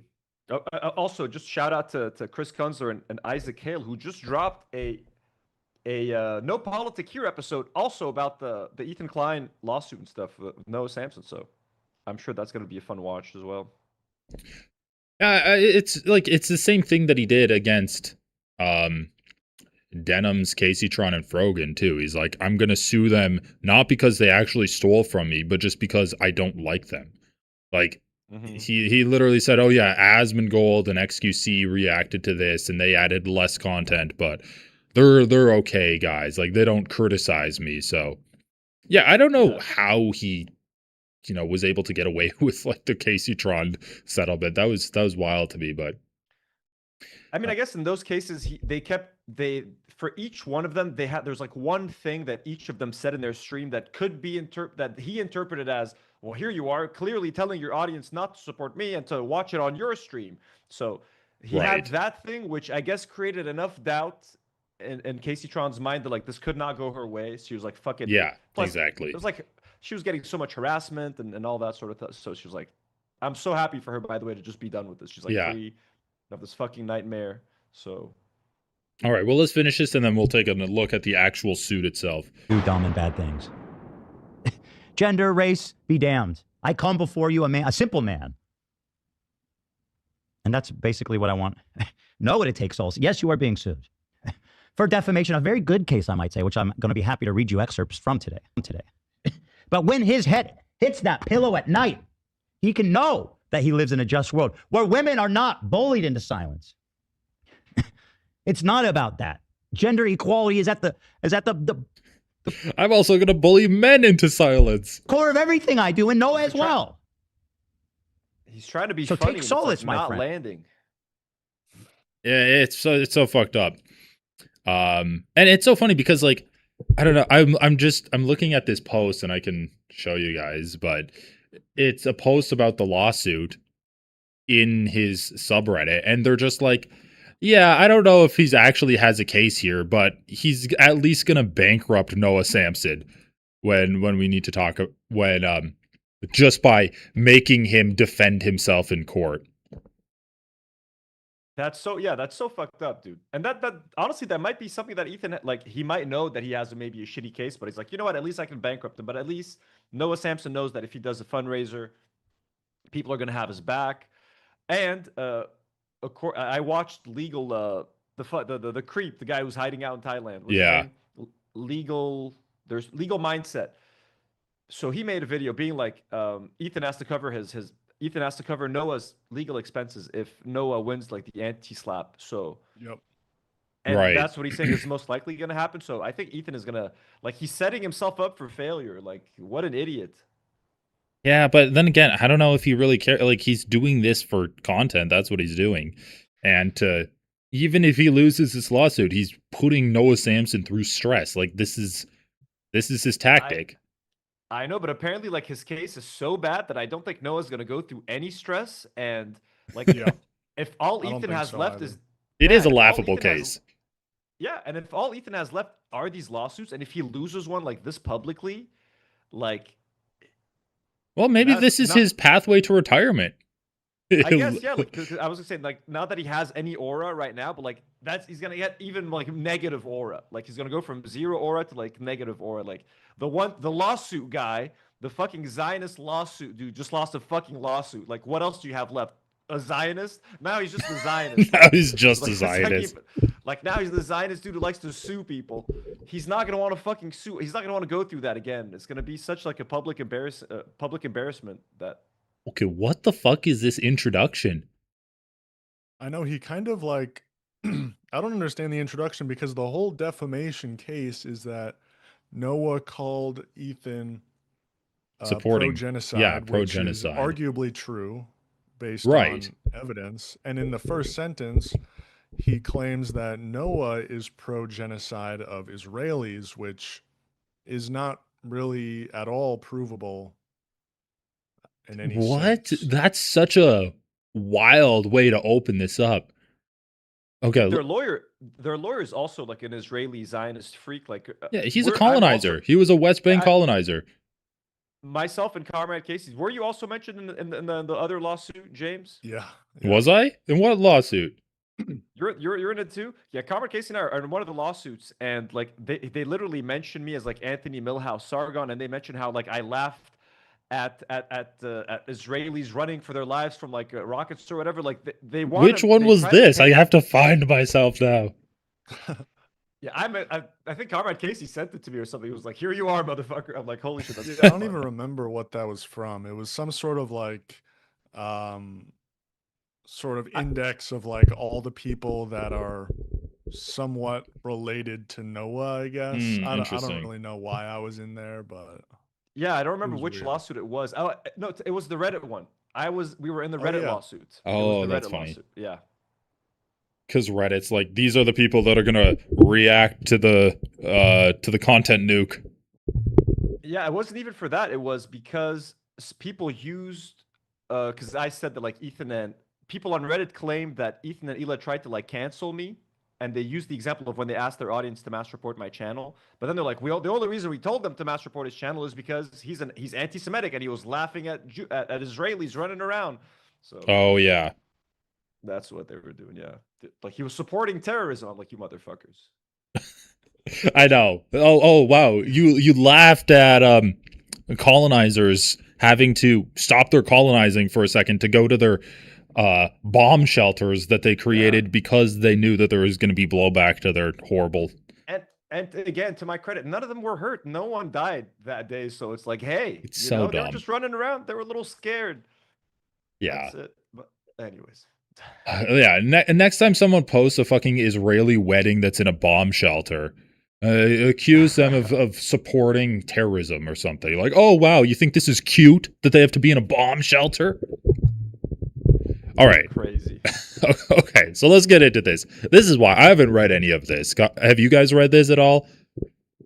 No. I've just seen some people point out a couple of things. All right, well, we can skip around if it's a little long, but introduction. Defendant Noah Samson advocates that the only solution to the genocide of Palestinians is the genocide of Israelis. Only a true Zionist could have written this. Even if they vocally support the Palestinian cause. Through his entity, Samson Creative, Samson published a video. Just say Noah. He published a video on YouTube entitled "The YouTubers Are Back to Genocide." The defamatory video. The thumbnail for the defamatory video depicts various individuals, including plaintiff Ethan Klein. Ethan. Okay, so Ethan gets his first name used, but Noah can't. Samson knew that Ethan vociferously advocated against the genocide of Palestinians. Not true. Despite this, Samson and Samson Creative, the defendants, published the defamatory video to falsely paint Ethan as supporting the genocide of Palestinians. Defendants' defamatory video was incredibly successful. To date, it has received approximately 1.5 million views and is defendants' second most viewed video on YouTube. Ethan and Ela. Oh yeah, go on. This is the masterpiece right here. Yep. Okay. Are there passionate advocates of the right of Palestinians to self-determination? Bruh, I'm gonna fucking puke. What is this? They literally said that the Palestinians needed like a third body government to lord over them for 2 decades before they're like, okay, maybe Palestinians can get the same rights as Israelis. Holy shit. When Ela was telling a story like, if you go to Ramallah by mistake, you get lynched. Which part of which city was she talking about? They lynch you. It's not even, you don't even get killed. Like Ethan was like, you get killed. She's like, killed? They lynch you. This lady thinks that, like, you'd beg for death. If an Israeli person walks into like a Palestinian neighborhood, they're gonna lynch them to death. It's like, lady, have you seen what the settlers do to Palestinians? Like they show up to their homes with a baseball bat and beat an old lady to a pulp. You get lit. Like I can't remember what city it was. What wasn't Ramallah? Where she mentioned? No, Ramallah is where she did her the raid. Yeah. She was talking about another city. Her and Ethan, if anyone remembers, like if you drive there, we used to be scared driving around Israel because if you take a wrong turn, they kill you. Fucking Muppet, Keela. So like, yeah, that sounds like a person that sees Palestinians as human beings, or when they said that if the Palestinians outnumber the Jews in Israel, they kill all of us. They're going to genocide us. Yeah, they sound like people who don't view Arabs and Palestinians as fucking insane, genocidal freaks. Mm-hmm. I mean, what they're saying here is whenever, Hassan's like, oh, Palestinians need the same amount of rights as Israelis do. Like, just have it be a one-state solution. Well, when Ethan doesn't want it to be a one-state solution, his Zionist lawyer describes it as, oh, well, they're just passionate advocates of Palestinians to self-determination. Of course, Palestinians can't have self-determination if they have equal rights as Israelis inside of Israel. That would be ridiculous. They need their own state. So that's what it is. Because then you have, and the establishment of a Palestinian state. Passionate advocates for that. I've never heard them advocate for that a single time outside of the context of, no, we can't have Palestinians be citizens of Israel. They need to be their own place because, Israelis are, they were traumatized by all of those Muslims that chased them out of their Arab states into Israel. So we need to be racist against Palestinians too. Holy shit. Need to make sure they're in this like one concentrated area and that their population never exceeds You know, 3 million or like that of the, but then self-determination, of course, freedom, equal rights. Just don't have too many kids, and your family can't come back and visit, and you're not allowed to work at this university. But otherwise, Right. we good. Oh, God. They are vehement critics of the Israeli government and Prime Minister Benjamin Baby Netanyahu. Both before and after October 7th, Ethan and Ela condemned Israel's oppression and violence towards the Palestinian people, including explicitly stating Israel's actions constituted genocide. Do we have any type of, like, clips or evidence to back this up? Or they're just making claims? Ethan and Ela advocate for a two-state solution to resolve the conflict. God. Oh my God, I fucking hate reading this. Both Ethan and Ela are Israelis, Ethan by naturalization and Ela by birth. Nearly all of Ela's family reside in Israel. Ela and her family are also Mizrahi Jews from Arab and Muslim countries who came to Israel as refugees escaping violence and oppression. Both Ethan and Ela know that if Jews were to be expelled, the vast majority would have nowhere to go. This is the primary reason why they advocate for a two-state solution instead of a one-state. Just fucking racist, man. It's so racist. Their assumption that like a one-state solution means that they're going to get expelled. Like, hey, who's telling you? One-state solution means just share the land. That's it. Like, we've accepted it. Everyone accepts the fact that whoever's there, unless you have a house in New Jersey and you're in Israel and you've stolen someone's land in Israel just for fucking fun, listen, go back to New Jersey. But anyone who's there, who was born there, just fucking share the land. No one's asking you to be expelled. No one is asking for the Jews to maybe the fucking colonizers should get the fuck out of the lands that they've been stealing. Yeah. That like last week a Palestinian grandma lived in. But yeah, it is what spoken it is. like a true colonizer. They're gonna share the land, but their fear is that like, no, but if there's too many Palestinians, they're gonna want revenge one day. They're gonna want to kill us. Look at South Africa, bro. Like there's a lot of examples of places where it works. It's not easy and it takes time, but eventually it's okay. I mean, I know we're 3 paragraphs into this, but this so far, this whole document just screams like classic brainwashed Zionist. Like, it's just a person who like expects to live in a world where we were in 5 years ago, where people are like, oh, Israel's so badass, they fought against the Muslims. And now we're not in that world anymore. But the Israelis and the Zionists that use propaganda can't avoid that. And so they can't come to terms with the fact that people are no longer blindly believing everything that's spoken in terms of making Israel out to be the good guy. And now you just have shit like this where the guy's just chalking this full of Zionist propaganda talking points in a fucking legal document about defamation. Like, does he really think this is going to work? He's saying that, oh yeah, if we have a one-state solution, the Jews are going to be expelled. We love Palestinian self-determination. That's why we want a one-state solution. Like, it just screams that he's so out of touch to me. Now, who's supposed to read this? Like, when you write this does a judge read this and then decide whether or not this has the merit to like go to court? Because like right now, I guess maybe their mindset is like, listen, these judges or these lawyers don't know shit about internet fucking drama, right? So I'm gonna paint this picture that like, look, I'm this pro-Palestine guy. I've said all of these things to prove that I'm pro-Palestine, and then you selectively cherry pick some things that Noah has said or done to make it seem like he's a fucking terrorist sympathizer. And for the uninitiated, which is 99.99% of the normal world that doesn't give a fuck about Ethan Klein drama, whoever reads this could be like, oh, this Noah Samson sounds like a horrible person. And when you already paint the person you're trying to sue as like an anti-Semite, and apparently the fact that he's doing it in Orange County is a little bit more conservative than the rest of like Los Angeles. So Ethan might have purposely chosen that because whoever's chosen to be in the jury or whatever, or the judge, they might be a little bit more conservative, so a little bit more likely to see things the way Ethan sees it.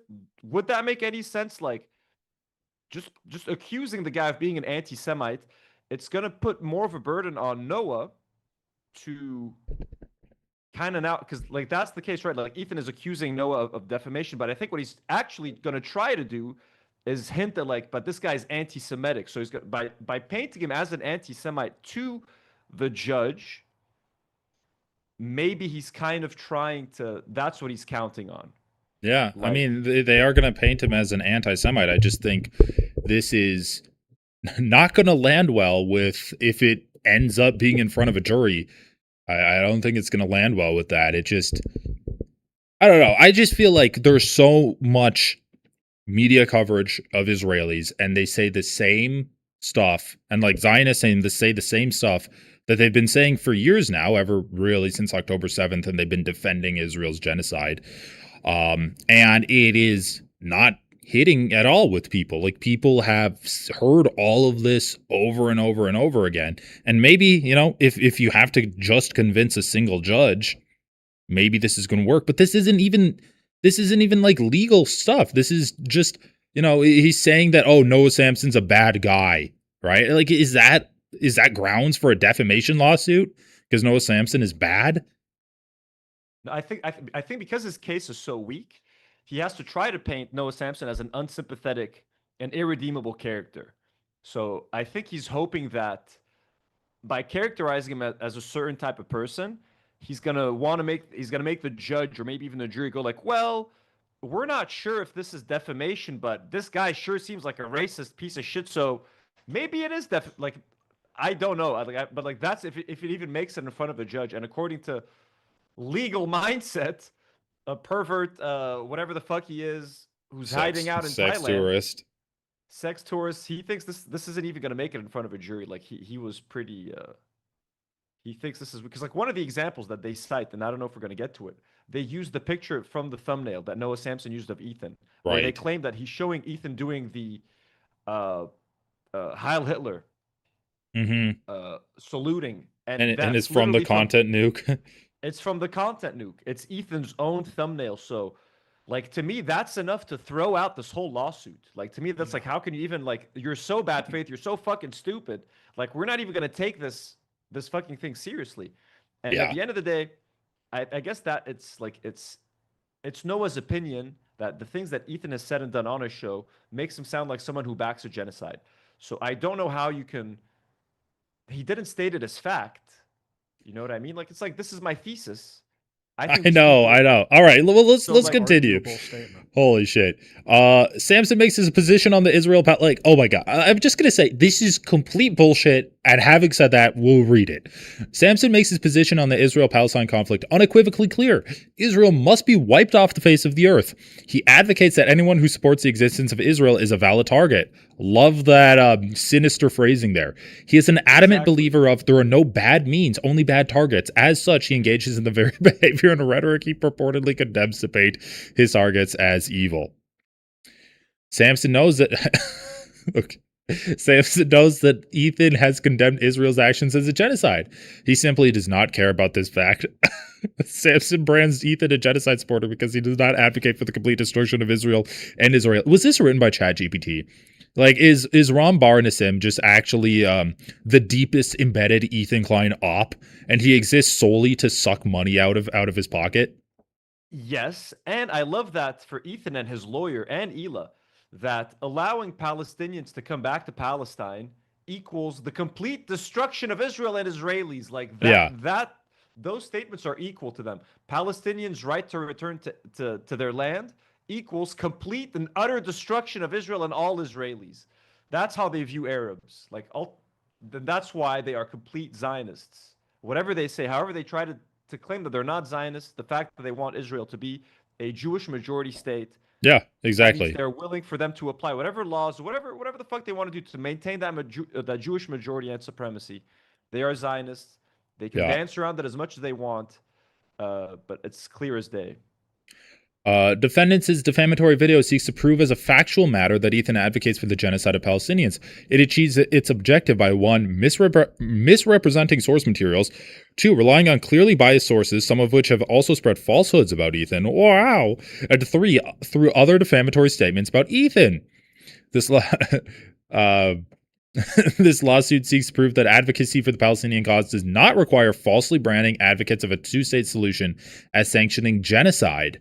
To the contrary, doing so impedes the Palestinian cause because it is engaging in the very behavior that these so-called advocates purport to condemn.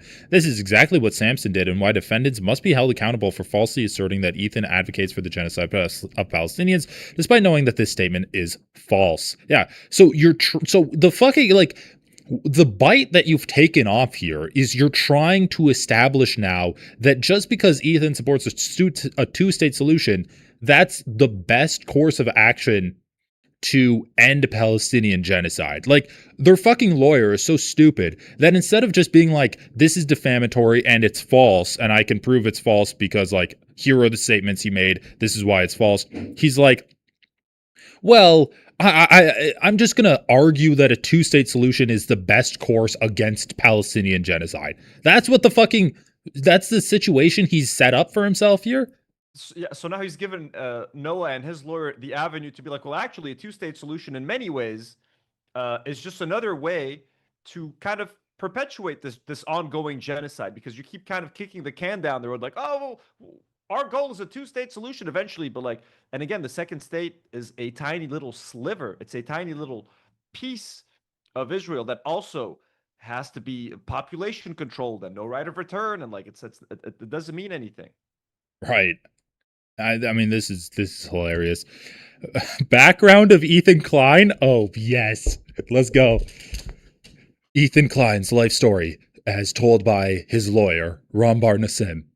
Ethan, along with his wife Hila, are amongst the most recognized YouTube content creators. No, they're not. Through their entity, TED Entertainment, they own various YouTube channels, including H3, the H3 Podcast, Ethan Klein, FKA, Ethan and Hila with over 1.7.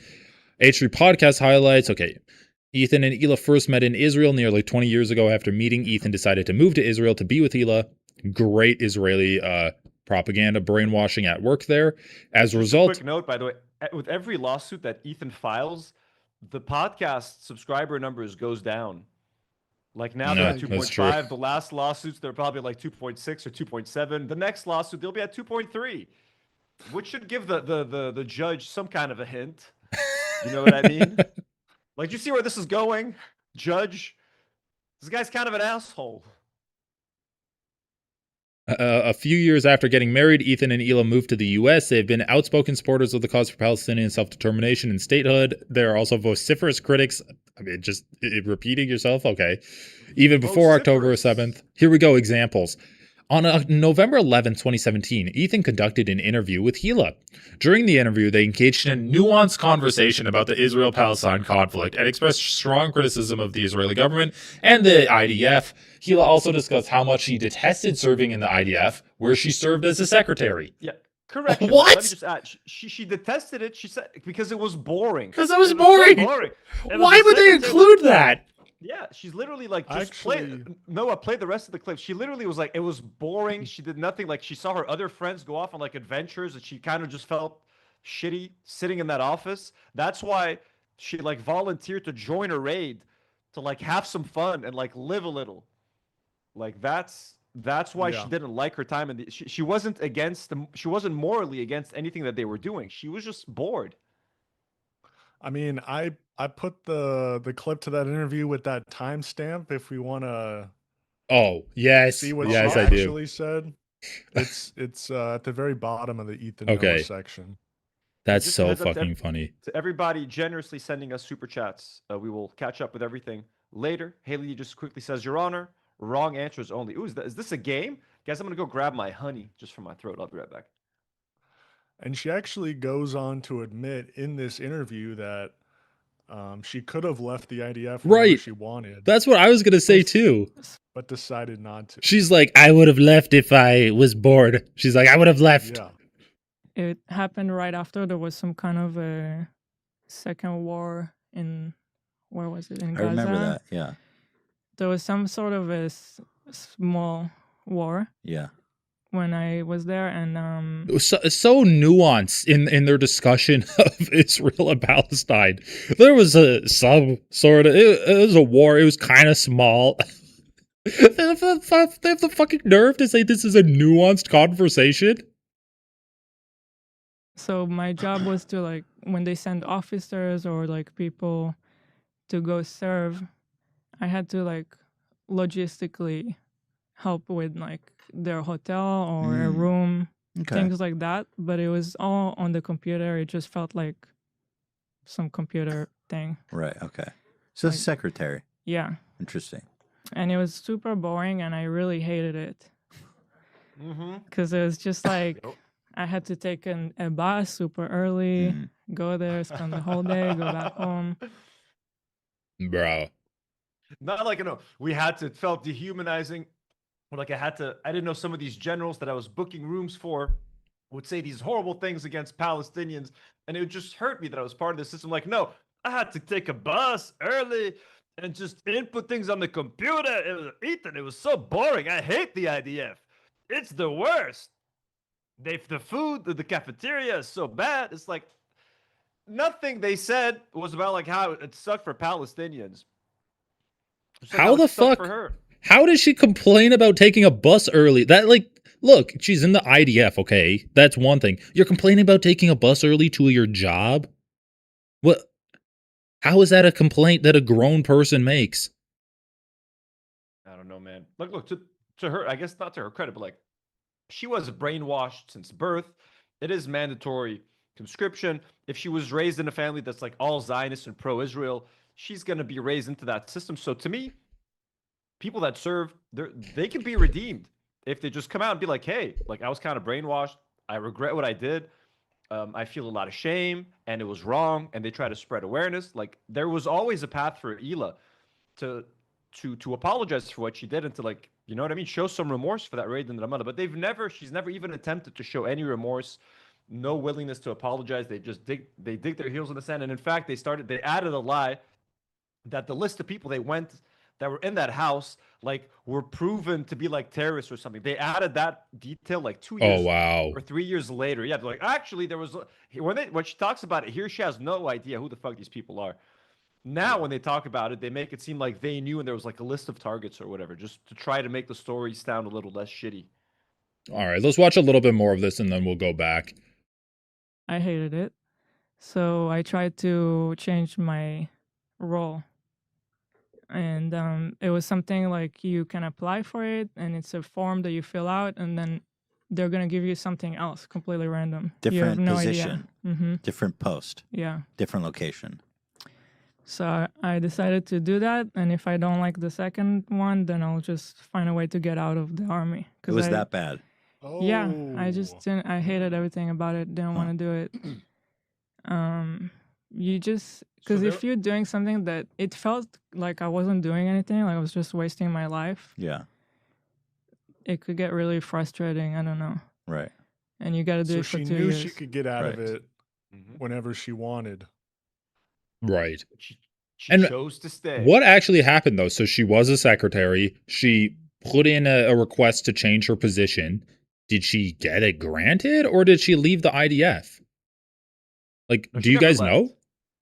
I don't think she left. I think she did get transferred. I don't remember the details, but I do think she ended up getting kind of like a transfer or something a little bit more. From what I know, she was transferred. That's when she was transferred to Ramallah. Well, I thought she just went to Ramallah as a secretary on a ride-along for like a one-time thing. No, she got transferred to the Ramallah base to be the secretary of the head of that base. Oh, so she was happy she was happy working as a secretary in Ramallah, just not in Israel proper.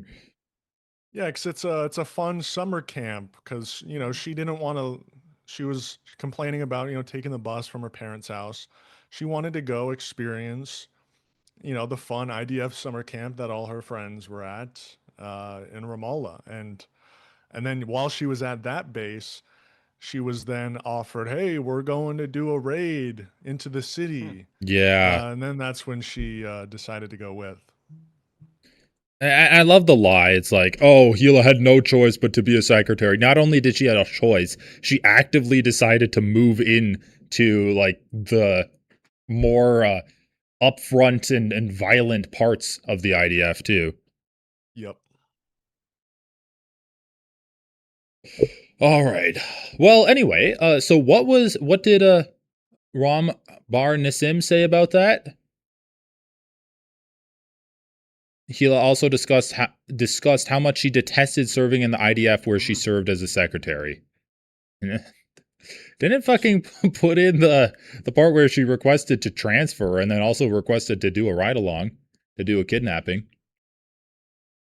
I feel like how So, like, for example, like now, does Noah's lawyer go over each of these points and try to refute all of these points? He goes like, okay, well, for this one, like, we need to make a list. I think everyone needs to Reddit or someone needs to work on a list that has everything that Noah could use and his lawyer, and all the, like, if this clip could help Noah in his defense, this should be included somewhere, some resource that he could tap into. Be like, okay, yeah, we need this clip. We need this clip. Yeah, for sure.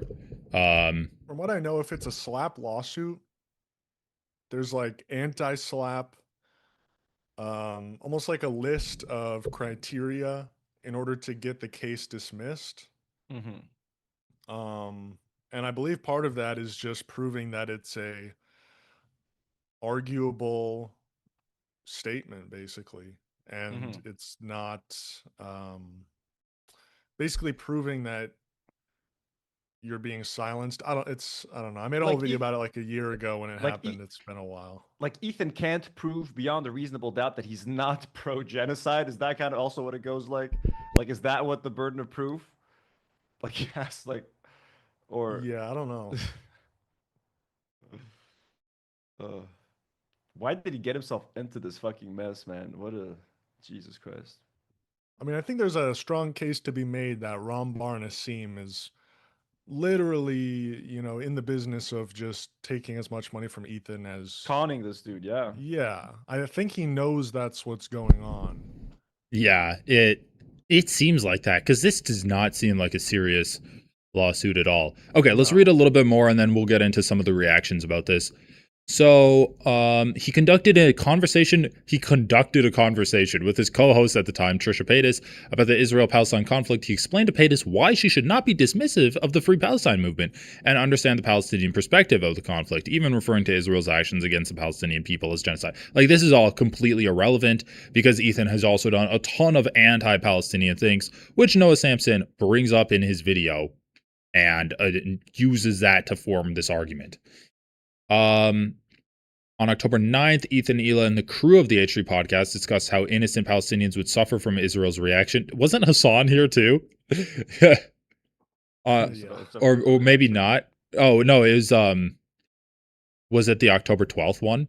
Yeah, this one, yeah, where he cried. Yeah, Ethan conducted a near 4-hour conversation about the conflict where he described Israel's actions against the Palestinians as a genocide, openly wept, recalling the image of a Palestinian father holding his dead infant child, and called Benjamin Netanyahu a war criminal, showing support and empathy for the Palestinian people. Well, let's just be clear. He didn't call Benjamin Netanyahu a war criminal. Yeah. He read a statement of his from 2 years earlier where he called him a war criminal. And also in this podcast, he said that leftists that were like criticizing Israel and basically also supporting Palestinians at the time, they were allowing Benjamin Netanyahu to be a war criminal. That's what Ethan Klein said in this podcast. So even in this podcast, he was still critical of leftists that were supporting Palestine. Yeah. On November 20th, Ethan and the crew discussed their hope of seeing a ceasefire and an end to the atrocities. On March 2nd, Ethan reiterated that he considers Israel's treatment of the Palestinians to be an apartheid and genocide. He will then go on to say that he doesn't think that there's an apartheid in Israel. He says, like, oh, the West Bank, that's apartheid, but not Israel itself. Yeah. On November 25th, Ethan had an hour-and-a-half conversation with the Arab online content creator Lonerbox. Oh, wow. Talking to Lonerbox means they're anti-Palestine. Yeah. That's how they're framing him, as the Arab online content creator. I don't think Lonerbox is ever like, I mean, he represents himself way more as like a Scottish, like his half Lebanese side. Like, I was like surprised when I found that out. And like he hides it, like he doesn't refer to himself as his real name. Like Lonerbox is the last thing I would say is like an Arab creator. Dude, also, this is literally just using him as a token, right? Because they're not even saying that it's like he did pro-Palestine stuff on this podcast. It's just like he talked to an Arab on his show. Talked to an Arab. Yeah, and an Arab who is pro-Israel, a fucking Zionist Arab who has been to Israel on a paid fucking propaganda trip to Israel with Destiny. So, like, and look, he mentions Ahmed Fouad Khatib right underneath. Yeah, exactly. It's so funny because Ethan says that if Hassan talks to a Jewish person, he's collecting them as tokens, right? Or like if a Jewish person like Matt Lieb or who's the guy on the Arabs podcast? Raph. Raph. Ethan calls them token Jews. Same with Sam Cedar. But he's doing that same thing. Like he's doing that to the point where his lawyer is literally listing off all of the Arabs that Ethan Klein has had on his podcast And he found the most like shittiest, least Arab, like the most the biggest traitors basically. Like Ahmad, he found the one Palestinian guy who's like, yeah, you know, you gotta free Gaza from Hamas, and I support Israel. And he's out there supporting what were they called? The ones that were raising money for like, sending food to Gaza, but they were like killing people while they were doing it. What is it, like Atlantics or something? The Atlantic Council. Yeah. Literal CIA operation. Dude. Horrible dude. I remember that conversation with Ahmad. He was so like, he's like, yeah, we could talk, like he was incapable of talking about Israel bombing Palestinians. He's just like, I would prefer to focus on the victims and explain why they're at fault. Like he literally said that. He's like, yeah, well, I offer a unique perspective because I focus on how the victims are at fault of being genocided. I prefer not to focus on Israel. Yeah, he's a piece of shit. Again, there's a lot of Lebanese people like him that support Israel in their campaign to bomb Lebanon to get rid of Hezbollah because they don't like Hezbollah internally, so they're willing to support Israel's campaign. He's that kind of Palestinian, so fuck him. Like the fact that he's from Gaza makes no difference to me. He's a piece of shit who's selling out his own people. He is a piece of shit. Yeah, he's bad. Ethan and Hila have also made numerous donations to Palestinian-focused charities. 6,500 and 1,250. Good job, Ethan and Hila. Oh, here we go. Okay, but again, it's so cynical. Like, for example, donating money to charity, that's supposed to be like a good act that you do, and like you don't fucking talk about it every fucking day. Or like openly weeping for like a dead Palestinian child. That's something that's like an organic, emotional, human moment, and that's it. That's supposed to be it. Now they're so cynical that they use these as like pawns in a lawsuit. Like Ethan openly wept, and they mention it lawsuit after like, dude, at this point, it makes us doubt your motivations for crying. Like, were you crying because you actually got emotional, or did you just cry so you can point to that fucking moment time and time again later? Yeah. Like, look, I cried once 2 years ago. Like, the more you talk about it, the less meaning it carries. Like when I watched that Leftovers episode when it happened, and I was touched by Ethan's reaction, and I was liking a lot of where that episode was going because I felt like Hassan was able to actually move Ethan on a lot of things, but Ethan was kind of being a stickler on a couple of things, particularly like the Israeli guards raping. He had a hard time accepting that Israeli prison guards would rape Palestinians, things like that. Also, aren't the majority of these donations after Noah Samson's video was released? May 17th, 2025. True. May 23rd, September 28th. Like, also, these are the bare minimum amounts for it to not be an embarrassment for Ethan Klein. $6,500, $1,000, $1,000. First of all, this is Ahmad Fuad Al-Khatib's like bogus charity. Yeah. The what was it? The Real Line for Palestine. And the World Food Food Program like is meaningless because Israel was doing a blockade there, something that Ethan refused to talk about. And also, it's just like, this man, look, I don't want to donation shame anyone, but like, you know, donate as much as you can afford, or as little. If you're donating anything, that's great. But this is the guy who's, first of all, using donations as a reason for why he's not anti-Palestine and like pro-Israel's genocide of them. And he's also the man that's like fucking flexing his wealth every single video. Like he spends more on a single watch than he does for all of his donations to Palestine combined. Like by tens of thousands of dollars more. We'll never donation shame, and as someone who's like, you know, we did a fundraiser together, and like we've been able to raise. Oh, and yes, Sarah, to answer your question, the fundraiser is still going up. We're at 32,258. I appreciate every $1 donation just as much as I appreciate there's an anonymous person that donated $5,000. I appreciate everyone. Everybody went crazy in the fucking chat here, like with their donations. But you can donation shame if the person is rich. I'm sorry, if you're that fucking rich, and if you're trying to prove a point, like if you're trying to silence people that you're not a Zionist and that you actually care, like donate more. Like, be like, hey, okay, listen. But they got pushback from a lot of their Israeli fans.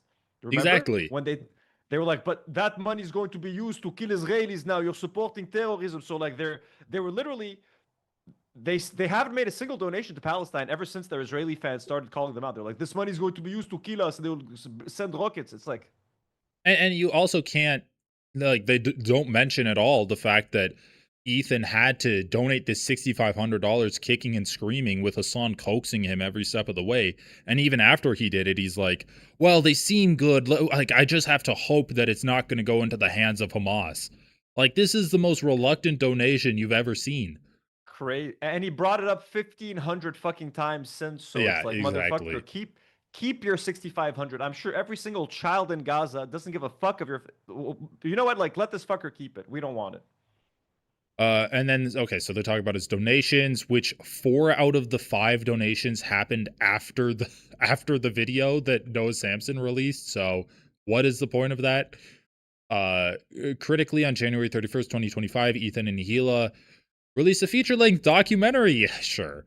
The Nuke documented how the prominent political streamer Hassan Piker, first Hassan mention, we got it, repeatedly supported terrorist organizations, namely Ansar Allah, aka the Houthis, Hezbollah, and Hamas. During the Nuke, Ethan repeated and emphasized his condemnation of Israel's treatment of the Palestinians. Love how they just had to throw that in there too. In the Nuke, Ethan also downplayed the Nakba and justified Israel's apartheid of Palestinians, basically reinforcing Israeli Jewish supremacy and racism against Muslims. And I love how he casually just again accuses Hassan of being a terrorist sympathizer. Yeah. In a lawsuit that has nothing to fucking do with Hassan Piker. Where's the defamation case for Hassan? Okay. Crazy. Noah Samsen. I think we can skip some of these unless, I don't know, is there anything interesting in here? Samsen is notorious for his attack on patient Zena. What the fuck is this? Oh, they're making him seem like he's not woke. Like he's okay. We actually need to read some of this. I don't even know what that's about. Despite claiming to support women and people of color, the disingenuous of Samson's advocacy comes through when he ruthlessly attacks women and people of color who do not share his opinions. Holy fuck, Ethan. In the lawsuit where you're like, well, I'm suing 3 women, that doesn't mean I attack women all the time. He's saying that Noah Samsen made a video criticizing women. That means that he attacks women. This is so fucking funny, dude. Patient Zena, black female content creator who resides in the UK. She makes videos with nuanced commentary on various social topics, including race and gender issues. During the public controversy of Halle Berry being cast as Ariel. Oh, Halle Bailey. I'm like, Halle Berry was in The Little Mermaid? Patient Zena agreed with the criticism because she felt Why are we talking about this? Now we're talking about culture war issues? Of race swapping characters in Disney movies. Is this an ordering video? What's happening? Shoehorning people of color into Caucasian stories. Her solution was that Hollywood should focus on creating more content. Samsen attacked Patient Zena for her opinion and not rubber stamping Halle Bailey's casting. Patient Zena made a video exposing Samsen's hypocrisy. What the fuck is this? Like, this is too much internet drama for me. He's going after him for criticizing Ahmad Fuad al-Khatib. Oh God. Samsen has also attacked Palestinians who do not give full-throated support to Hamas and the destruction of Israel. Ahmad Fuad al-Khatib, discussed above, is a Gazan refugee. He's a senior fellow of the Atlantic Council, where he leads the nonprofit organization called Realign for Palestine. He is an advocate of nonviolence and of the two-state solution to resolve the conflict between Israel and Palestine. Samsen attacked al-Khatib by calling him a pro-Israel genocide collaborator that lies for money to help Israel genocide his people. I called him that too. I beefed with this fucking guy. Like, he responded to me on Twitter. We had a little back and forth. Me and Ahmad Fuad al-Khatib. The defamatory video, the defamatory statements. I mean, this is pretty much just the repeat from the thing a year ago, right? Yeah. Pretty much, yeah. They're gonna go over the video. I mean, this was ridiculous. 4th defamatory statement. Ethan spreads long debunked Nakba denialist talk. I wrote up a whole defense for this. Like, it's just, all of this is completely ridiculous. I don't know. Do we want to read through this? I feel like we've read through this section already. Yeah, that's old news. Yeah. We're probably Yeah, I good think. on that. Yeah, he's going to go through one by one, all the statements that he made. Which Right. again, I think at this point, if you want to pull up legal, Yeah, what's his name let's again? pull it up because I think this is a good time to start.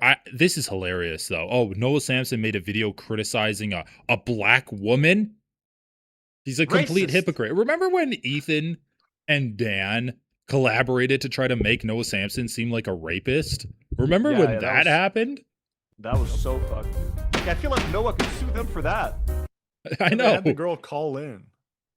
Yeah, they on the had the next girl call in episode. and she's like, Noah Sampson had sex with someone else when we were friends with benefits, and then a month later we had sex. And he didn't And tell yeah, me that he slept with someone else. It's like, yeah. wow. Put him in prison, I guess. Expose. Holy shit. Yeah, Good, that was good thing that such- Dan implied that he raped someone on the episode prior, right at the end of the Insane. episode. Okay, this is a 13-minute long video. Do we have any segments in here that we want to cover specifically? No, I think just like the first couple minutes where he goes like, it's right. not a really good case, basically. Okay, opening statements. Let's hit it. Pro-genocide got out there. This was reacted to by people all over the internet. Of so course, creepy. the Hassans of the world backing that up and totally putting their imprimatur, their I think his stamp of lazy eyes gotten approval on worse that. since the last Which time I brings saw us him. to our opening statements. So in this video that Noah Sampson posted called "The YouTubers Are Back to Genocide," he put out the position that Ethan Klein and others were pro-genocide, and that of course is related to Israel, the Gaza conflict, of course. Now, Klein threatened to sue Sampson if he did not retract that video, take that down. Of course, Sampson refused. He declined to do that. So on the very last day, right before the statute of limitations ran out, Ethan Klein decided to file a lawsuit. So let's check out this clip where he talks about dropping this lawsuit bomb. Yeah, It's been a while since I spoke about dear friend. Yeah, let's skip this clip. Yeah. I.e., it's put out there if you've got one position or a position that doesn't line up with exactly what the Hassan Pikers of the world want you to say, you are automatically pro-genocide. I think that is something that is far overused. All right, let's skip to the argument Support part. genocide. Yeah. That's not a good thing. And of course, that's something that from the we can skip- perspective of Ethan. We can skip his whole video. I think, do you have his tweet?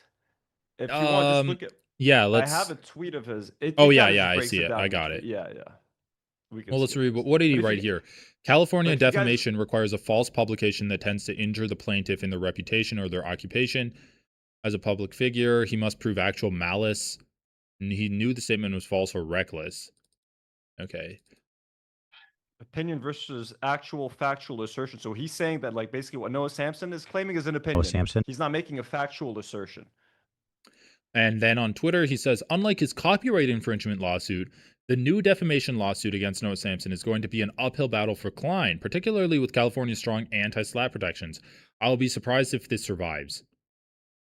So that's one Ethan ally and someone who's benefited a lot from Ethan's lawsuits because he's made a lot of videos covering the Denims lawsuit, the Casey Tron lawsuit, the Frogan lawsuit. Like, this dude's been making bank covering the stuff. And so that's already one down. And there's a clip of Nick Eat the Oreo also let's do it. kind of criticizing the law. So that's another H3 ally, a fucking creep, piece of shit motherfucker.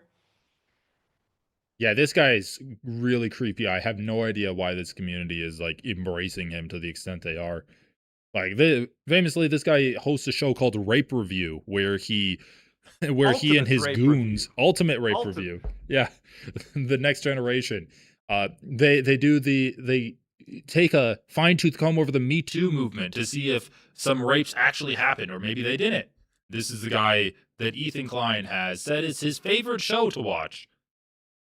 Information on something that I had missed while I was streaming this. I saw quickly on a Nick Andros tweet something a bit concerning, and I didn't intentionally omit this from the segment, but ultimately I was like locked in on the participants of the thumbnail, and I had just completely missed it. There's no reason for me not to show it, considering it kind of is in line with the opinion that I have by the end of the segment anyway, and really even before. But anyways, what I'm seeing here is in the description of the thumbnail itself, The background of the thumbnail was a devastated landscape of the Gaza Strip with a photoshopped Israeli flag. The thumbnail includes Ethan performing a Nazi salute to the Israeli flag.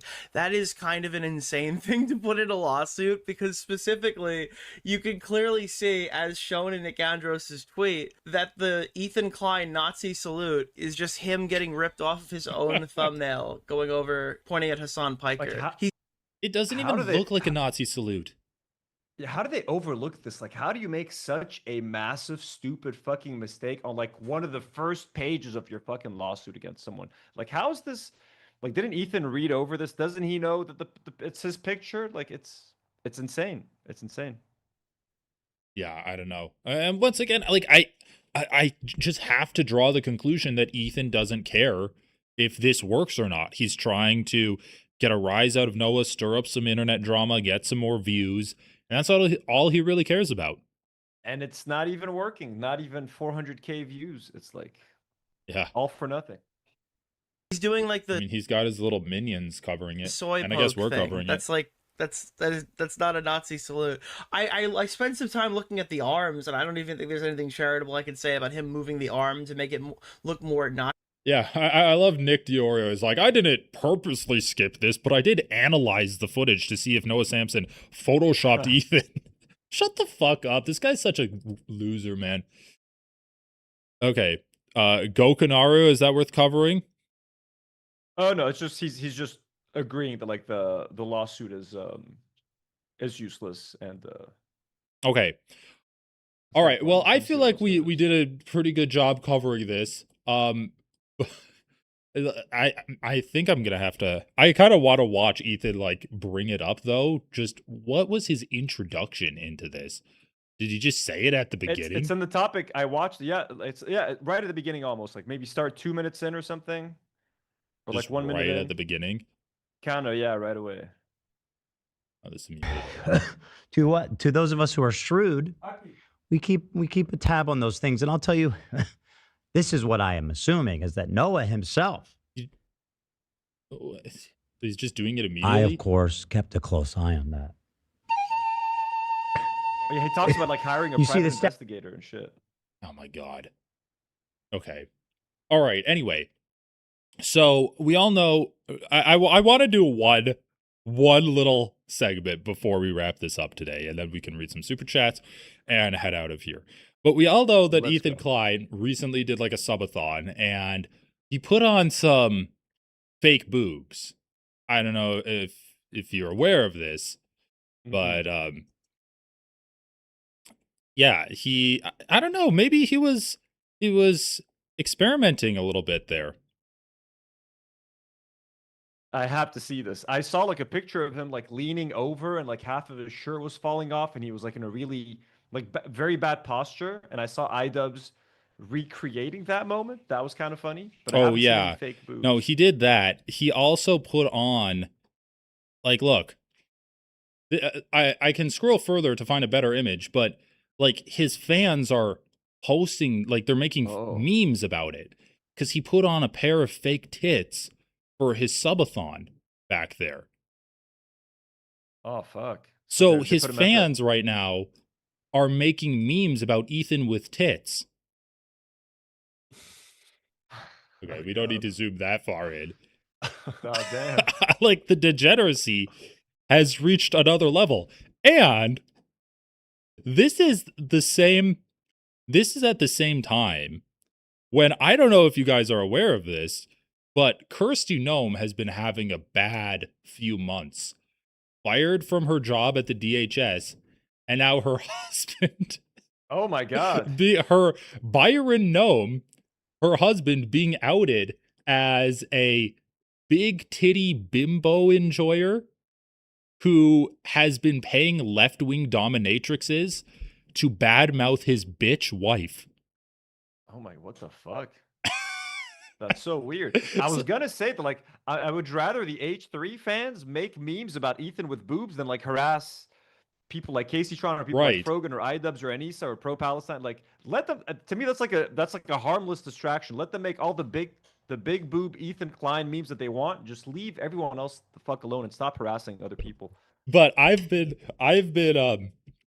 I've been exposed to this degeneracy, and so I need to spread it on to all of you. But what the fuck is this? Like, this is so good. So her husband is both into women with large breasts, but also into cross-dressing as a woman with large breasts.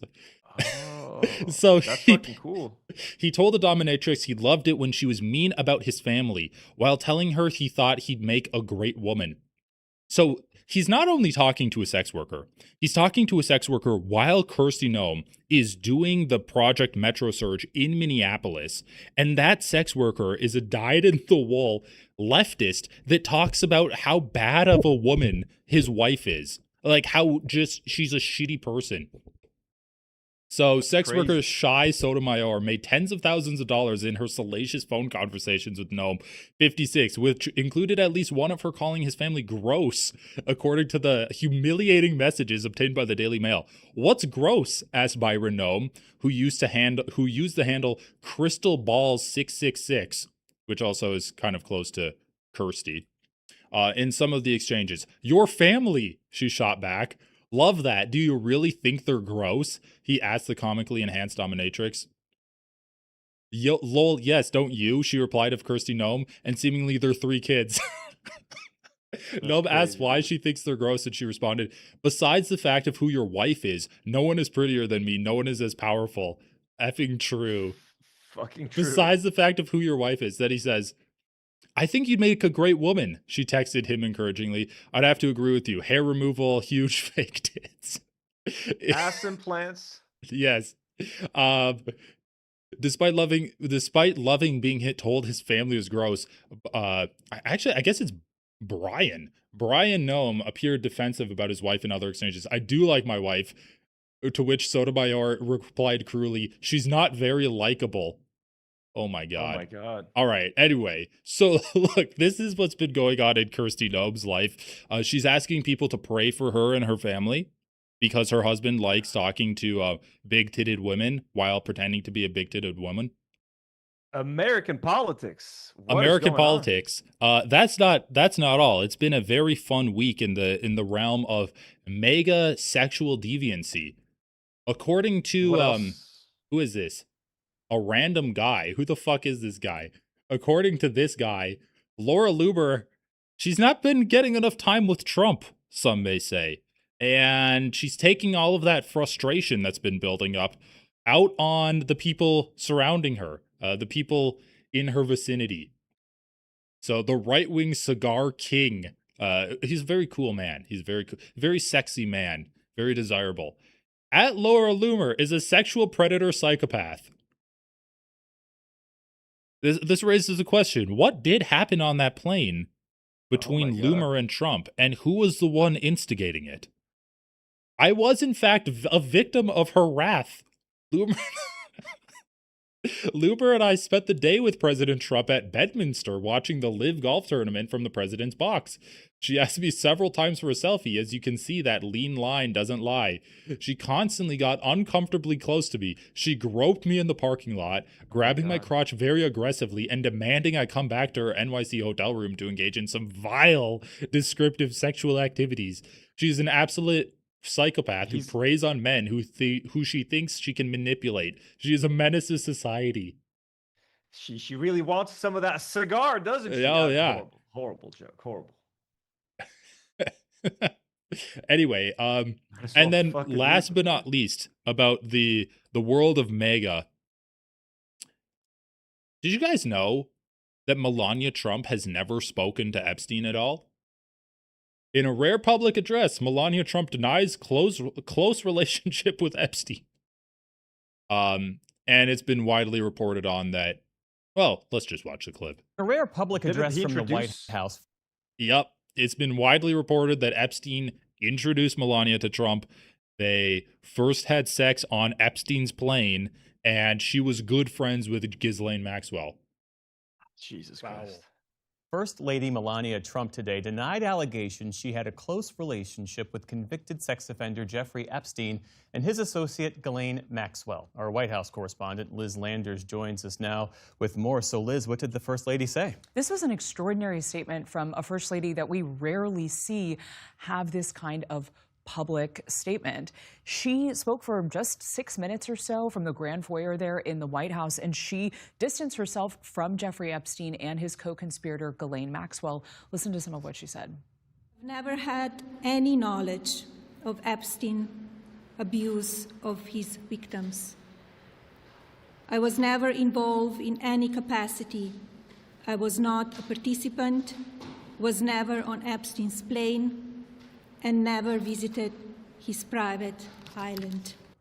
She pushed back on what she says are numerous fake images and statements about her relationship with Epstein. There is one real photograph of Melania and Donald Trump photographed together with Jeffrey Epstein and Ghislaine Maxwell.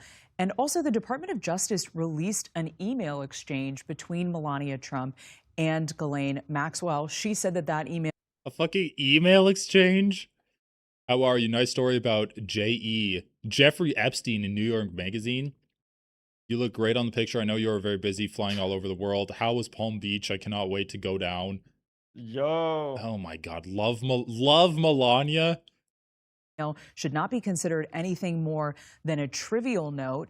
And I should add, Jeff, that Melania Trump has never been accused of any wrongdoing in connection with Jeff. Anyway, it's been a rough week, but at least Melania Trump cleared her good name, right? She came out. She made it clear. I've never been to the island. I'm not associated with him or Ghislaine Maxwell. And he did not introduce me to Trump. You know, when someone comes out of the blue and says that none of these things happened, that's obviously true.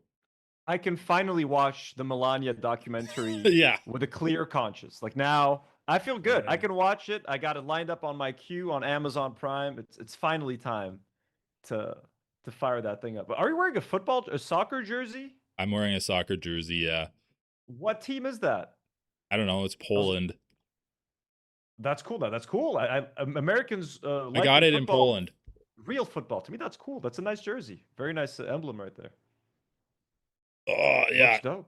I like it. It's kind of small for me right now. It also, it's, you know, like, I don't know. It's like the material for working out, I guess. Yeah, it's good material. Like, it's good for, like, heat and stuff. Do you guys like fuck with soccer? Like, are you going to watch the World Cup at all, or do you guys not give a shit? I don't watch it. I was gonna try to maybe go to a game. The closest one to us is Kansas City, so it's kind of far away, but who knows? Yeah, that's a bit of a drive. Damn. I went to Russia for the 2018 World Cup. That was no awesome. way. Yo, Yeah, that's cool. Yeah, So I who guess. knows? I don't know if I don't care about like I generally only watch football during big tournaments. But like now, like I normally used to like supporting the American team. Now I don't know if I could support the US soccer team anymore. I think it's over. That's it. I can't support America at anything Fair enough. anymore. You guys want to jump into the super chats? We got Brat with another extremely generous super chat right now. You guys are going crazy over here. Let me line up my super chats real quick and then fan funding. Let me see if there's a clever way I can show these. How can I show the super chats? In a way. Maybe I could do this.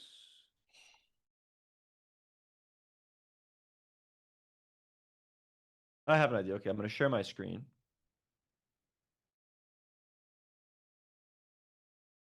Okay.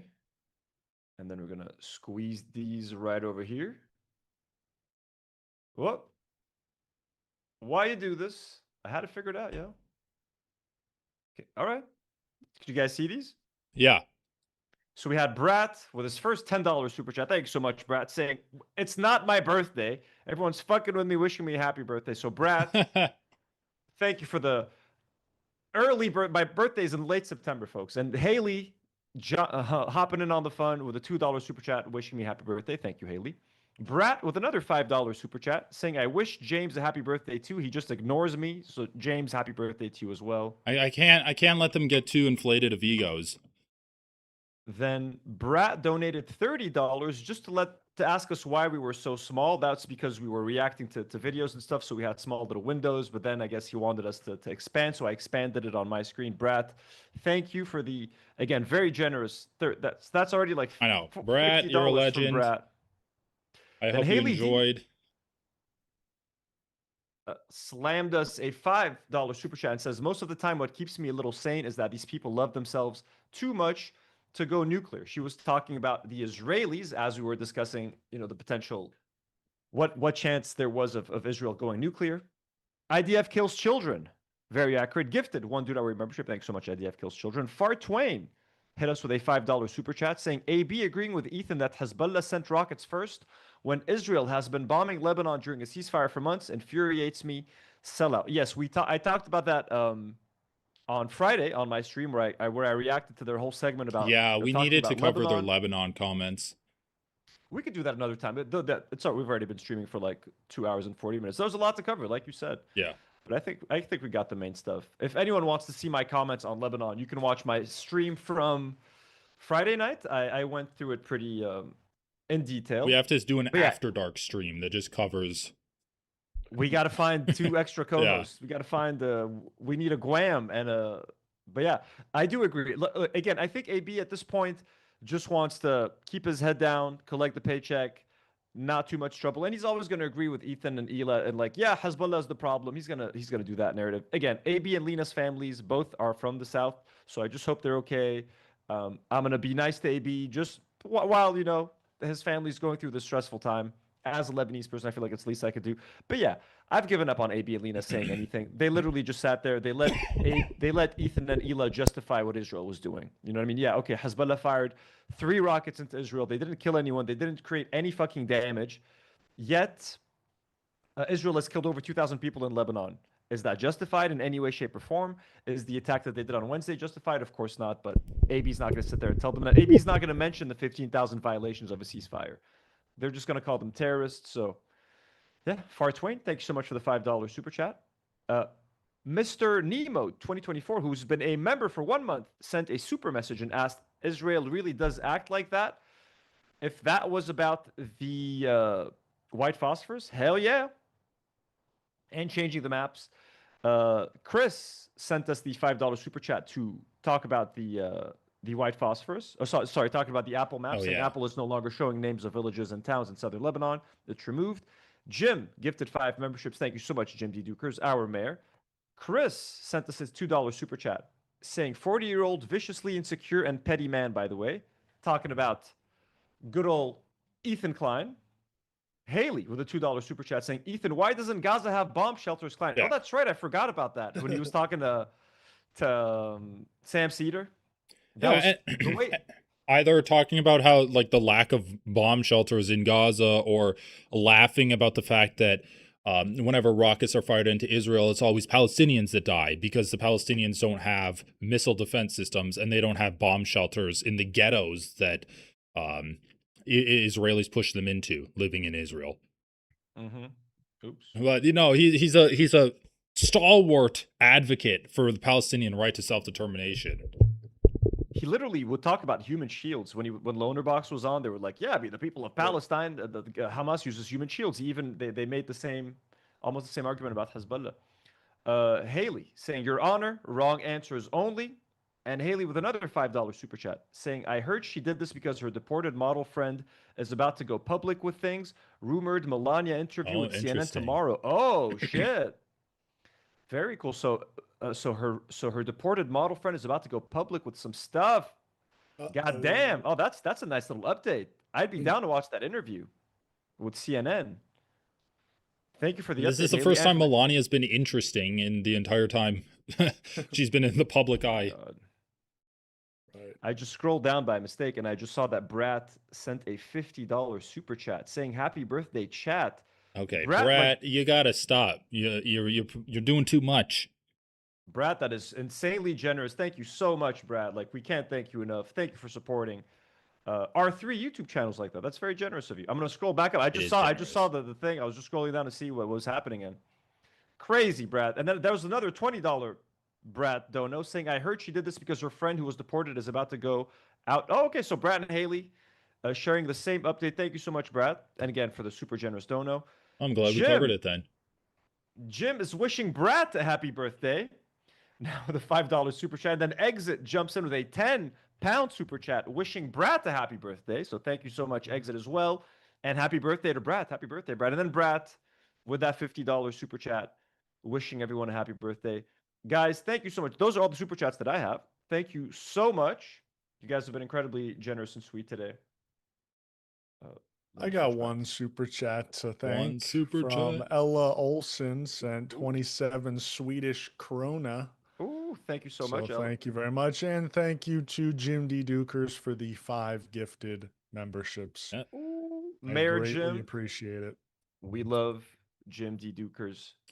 Yeah, and Brad saying I look good in plaid. I guess I'll have to wear plaid. I feel like I wear plaid a lot, but I guess I'm going to have to wear it more. It's a Minnesota thing. It is a Minnesota thing. Casey, what are your plans for the rest of the day? Well, We're I'm gonna gonna go out for and a bike ski ride around together, the city. hunt a moose, drink some syrup or something. I'll just be biking around, biking Oh, around yeah. downtown. So if anyone Yeah. sees me, don't say anything. Don't say anything. Yeah, you guys mentioned having pretty good weather today, right? Yeah, it's like 80 degrees out. It's 80. It's humid. Yesterday it was 40 degrees. Today it's 80. Yesterday the high was 40. And then I heard that it's gonna like snow next week. So I don't know what the fuck our weather's doing right now. Yep. Also, Haley sends another $2 super chat and says, W community. W, Haley. Thank you so much. It is a W community, honestly. And again, a community that has raised, and when I say, like, I'm including Carmine Casey's community and James's community, because everyone pitched in for that $32,000 that is genuinely going to go out here and make a real difference in the streets of Lebanon. So thank you guys so much. James's community, Carmine Casey's community, you guys are fucking awesome. Yeah. Super generous, super kind. Yeah, and I like everyone that's in the community with all 3 of our channels. I think everyone is awesome, and I haven't seen any bad shit. Really, I haven't seen anything that's like drama or toxicity or any kind of negative views that I wouldn't really want involved. So I think everyone here is awesome. Even if you're just watching, thank you for hanging out with us this afternoon. Hell yeah. We'll hopefully be back next week. We have a tentative scheduled guest, Brittany Simon, on the 26th. So not the coming Sunday, the one after that. We'll hopefully be back next Sunday as well with some fun topics. Yeah, and, for sure. We'll see you all very soon. It was really nice catching up with you guys again. As always. Comrade As Casey always. and James. You as Love well. you, boys. All right. Peace out. I'm heading outside. Me too. Enjoy. Yeah, See we're you gonna out in end the stream. world. Bye, everybody.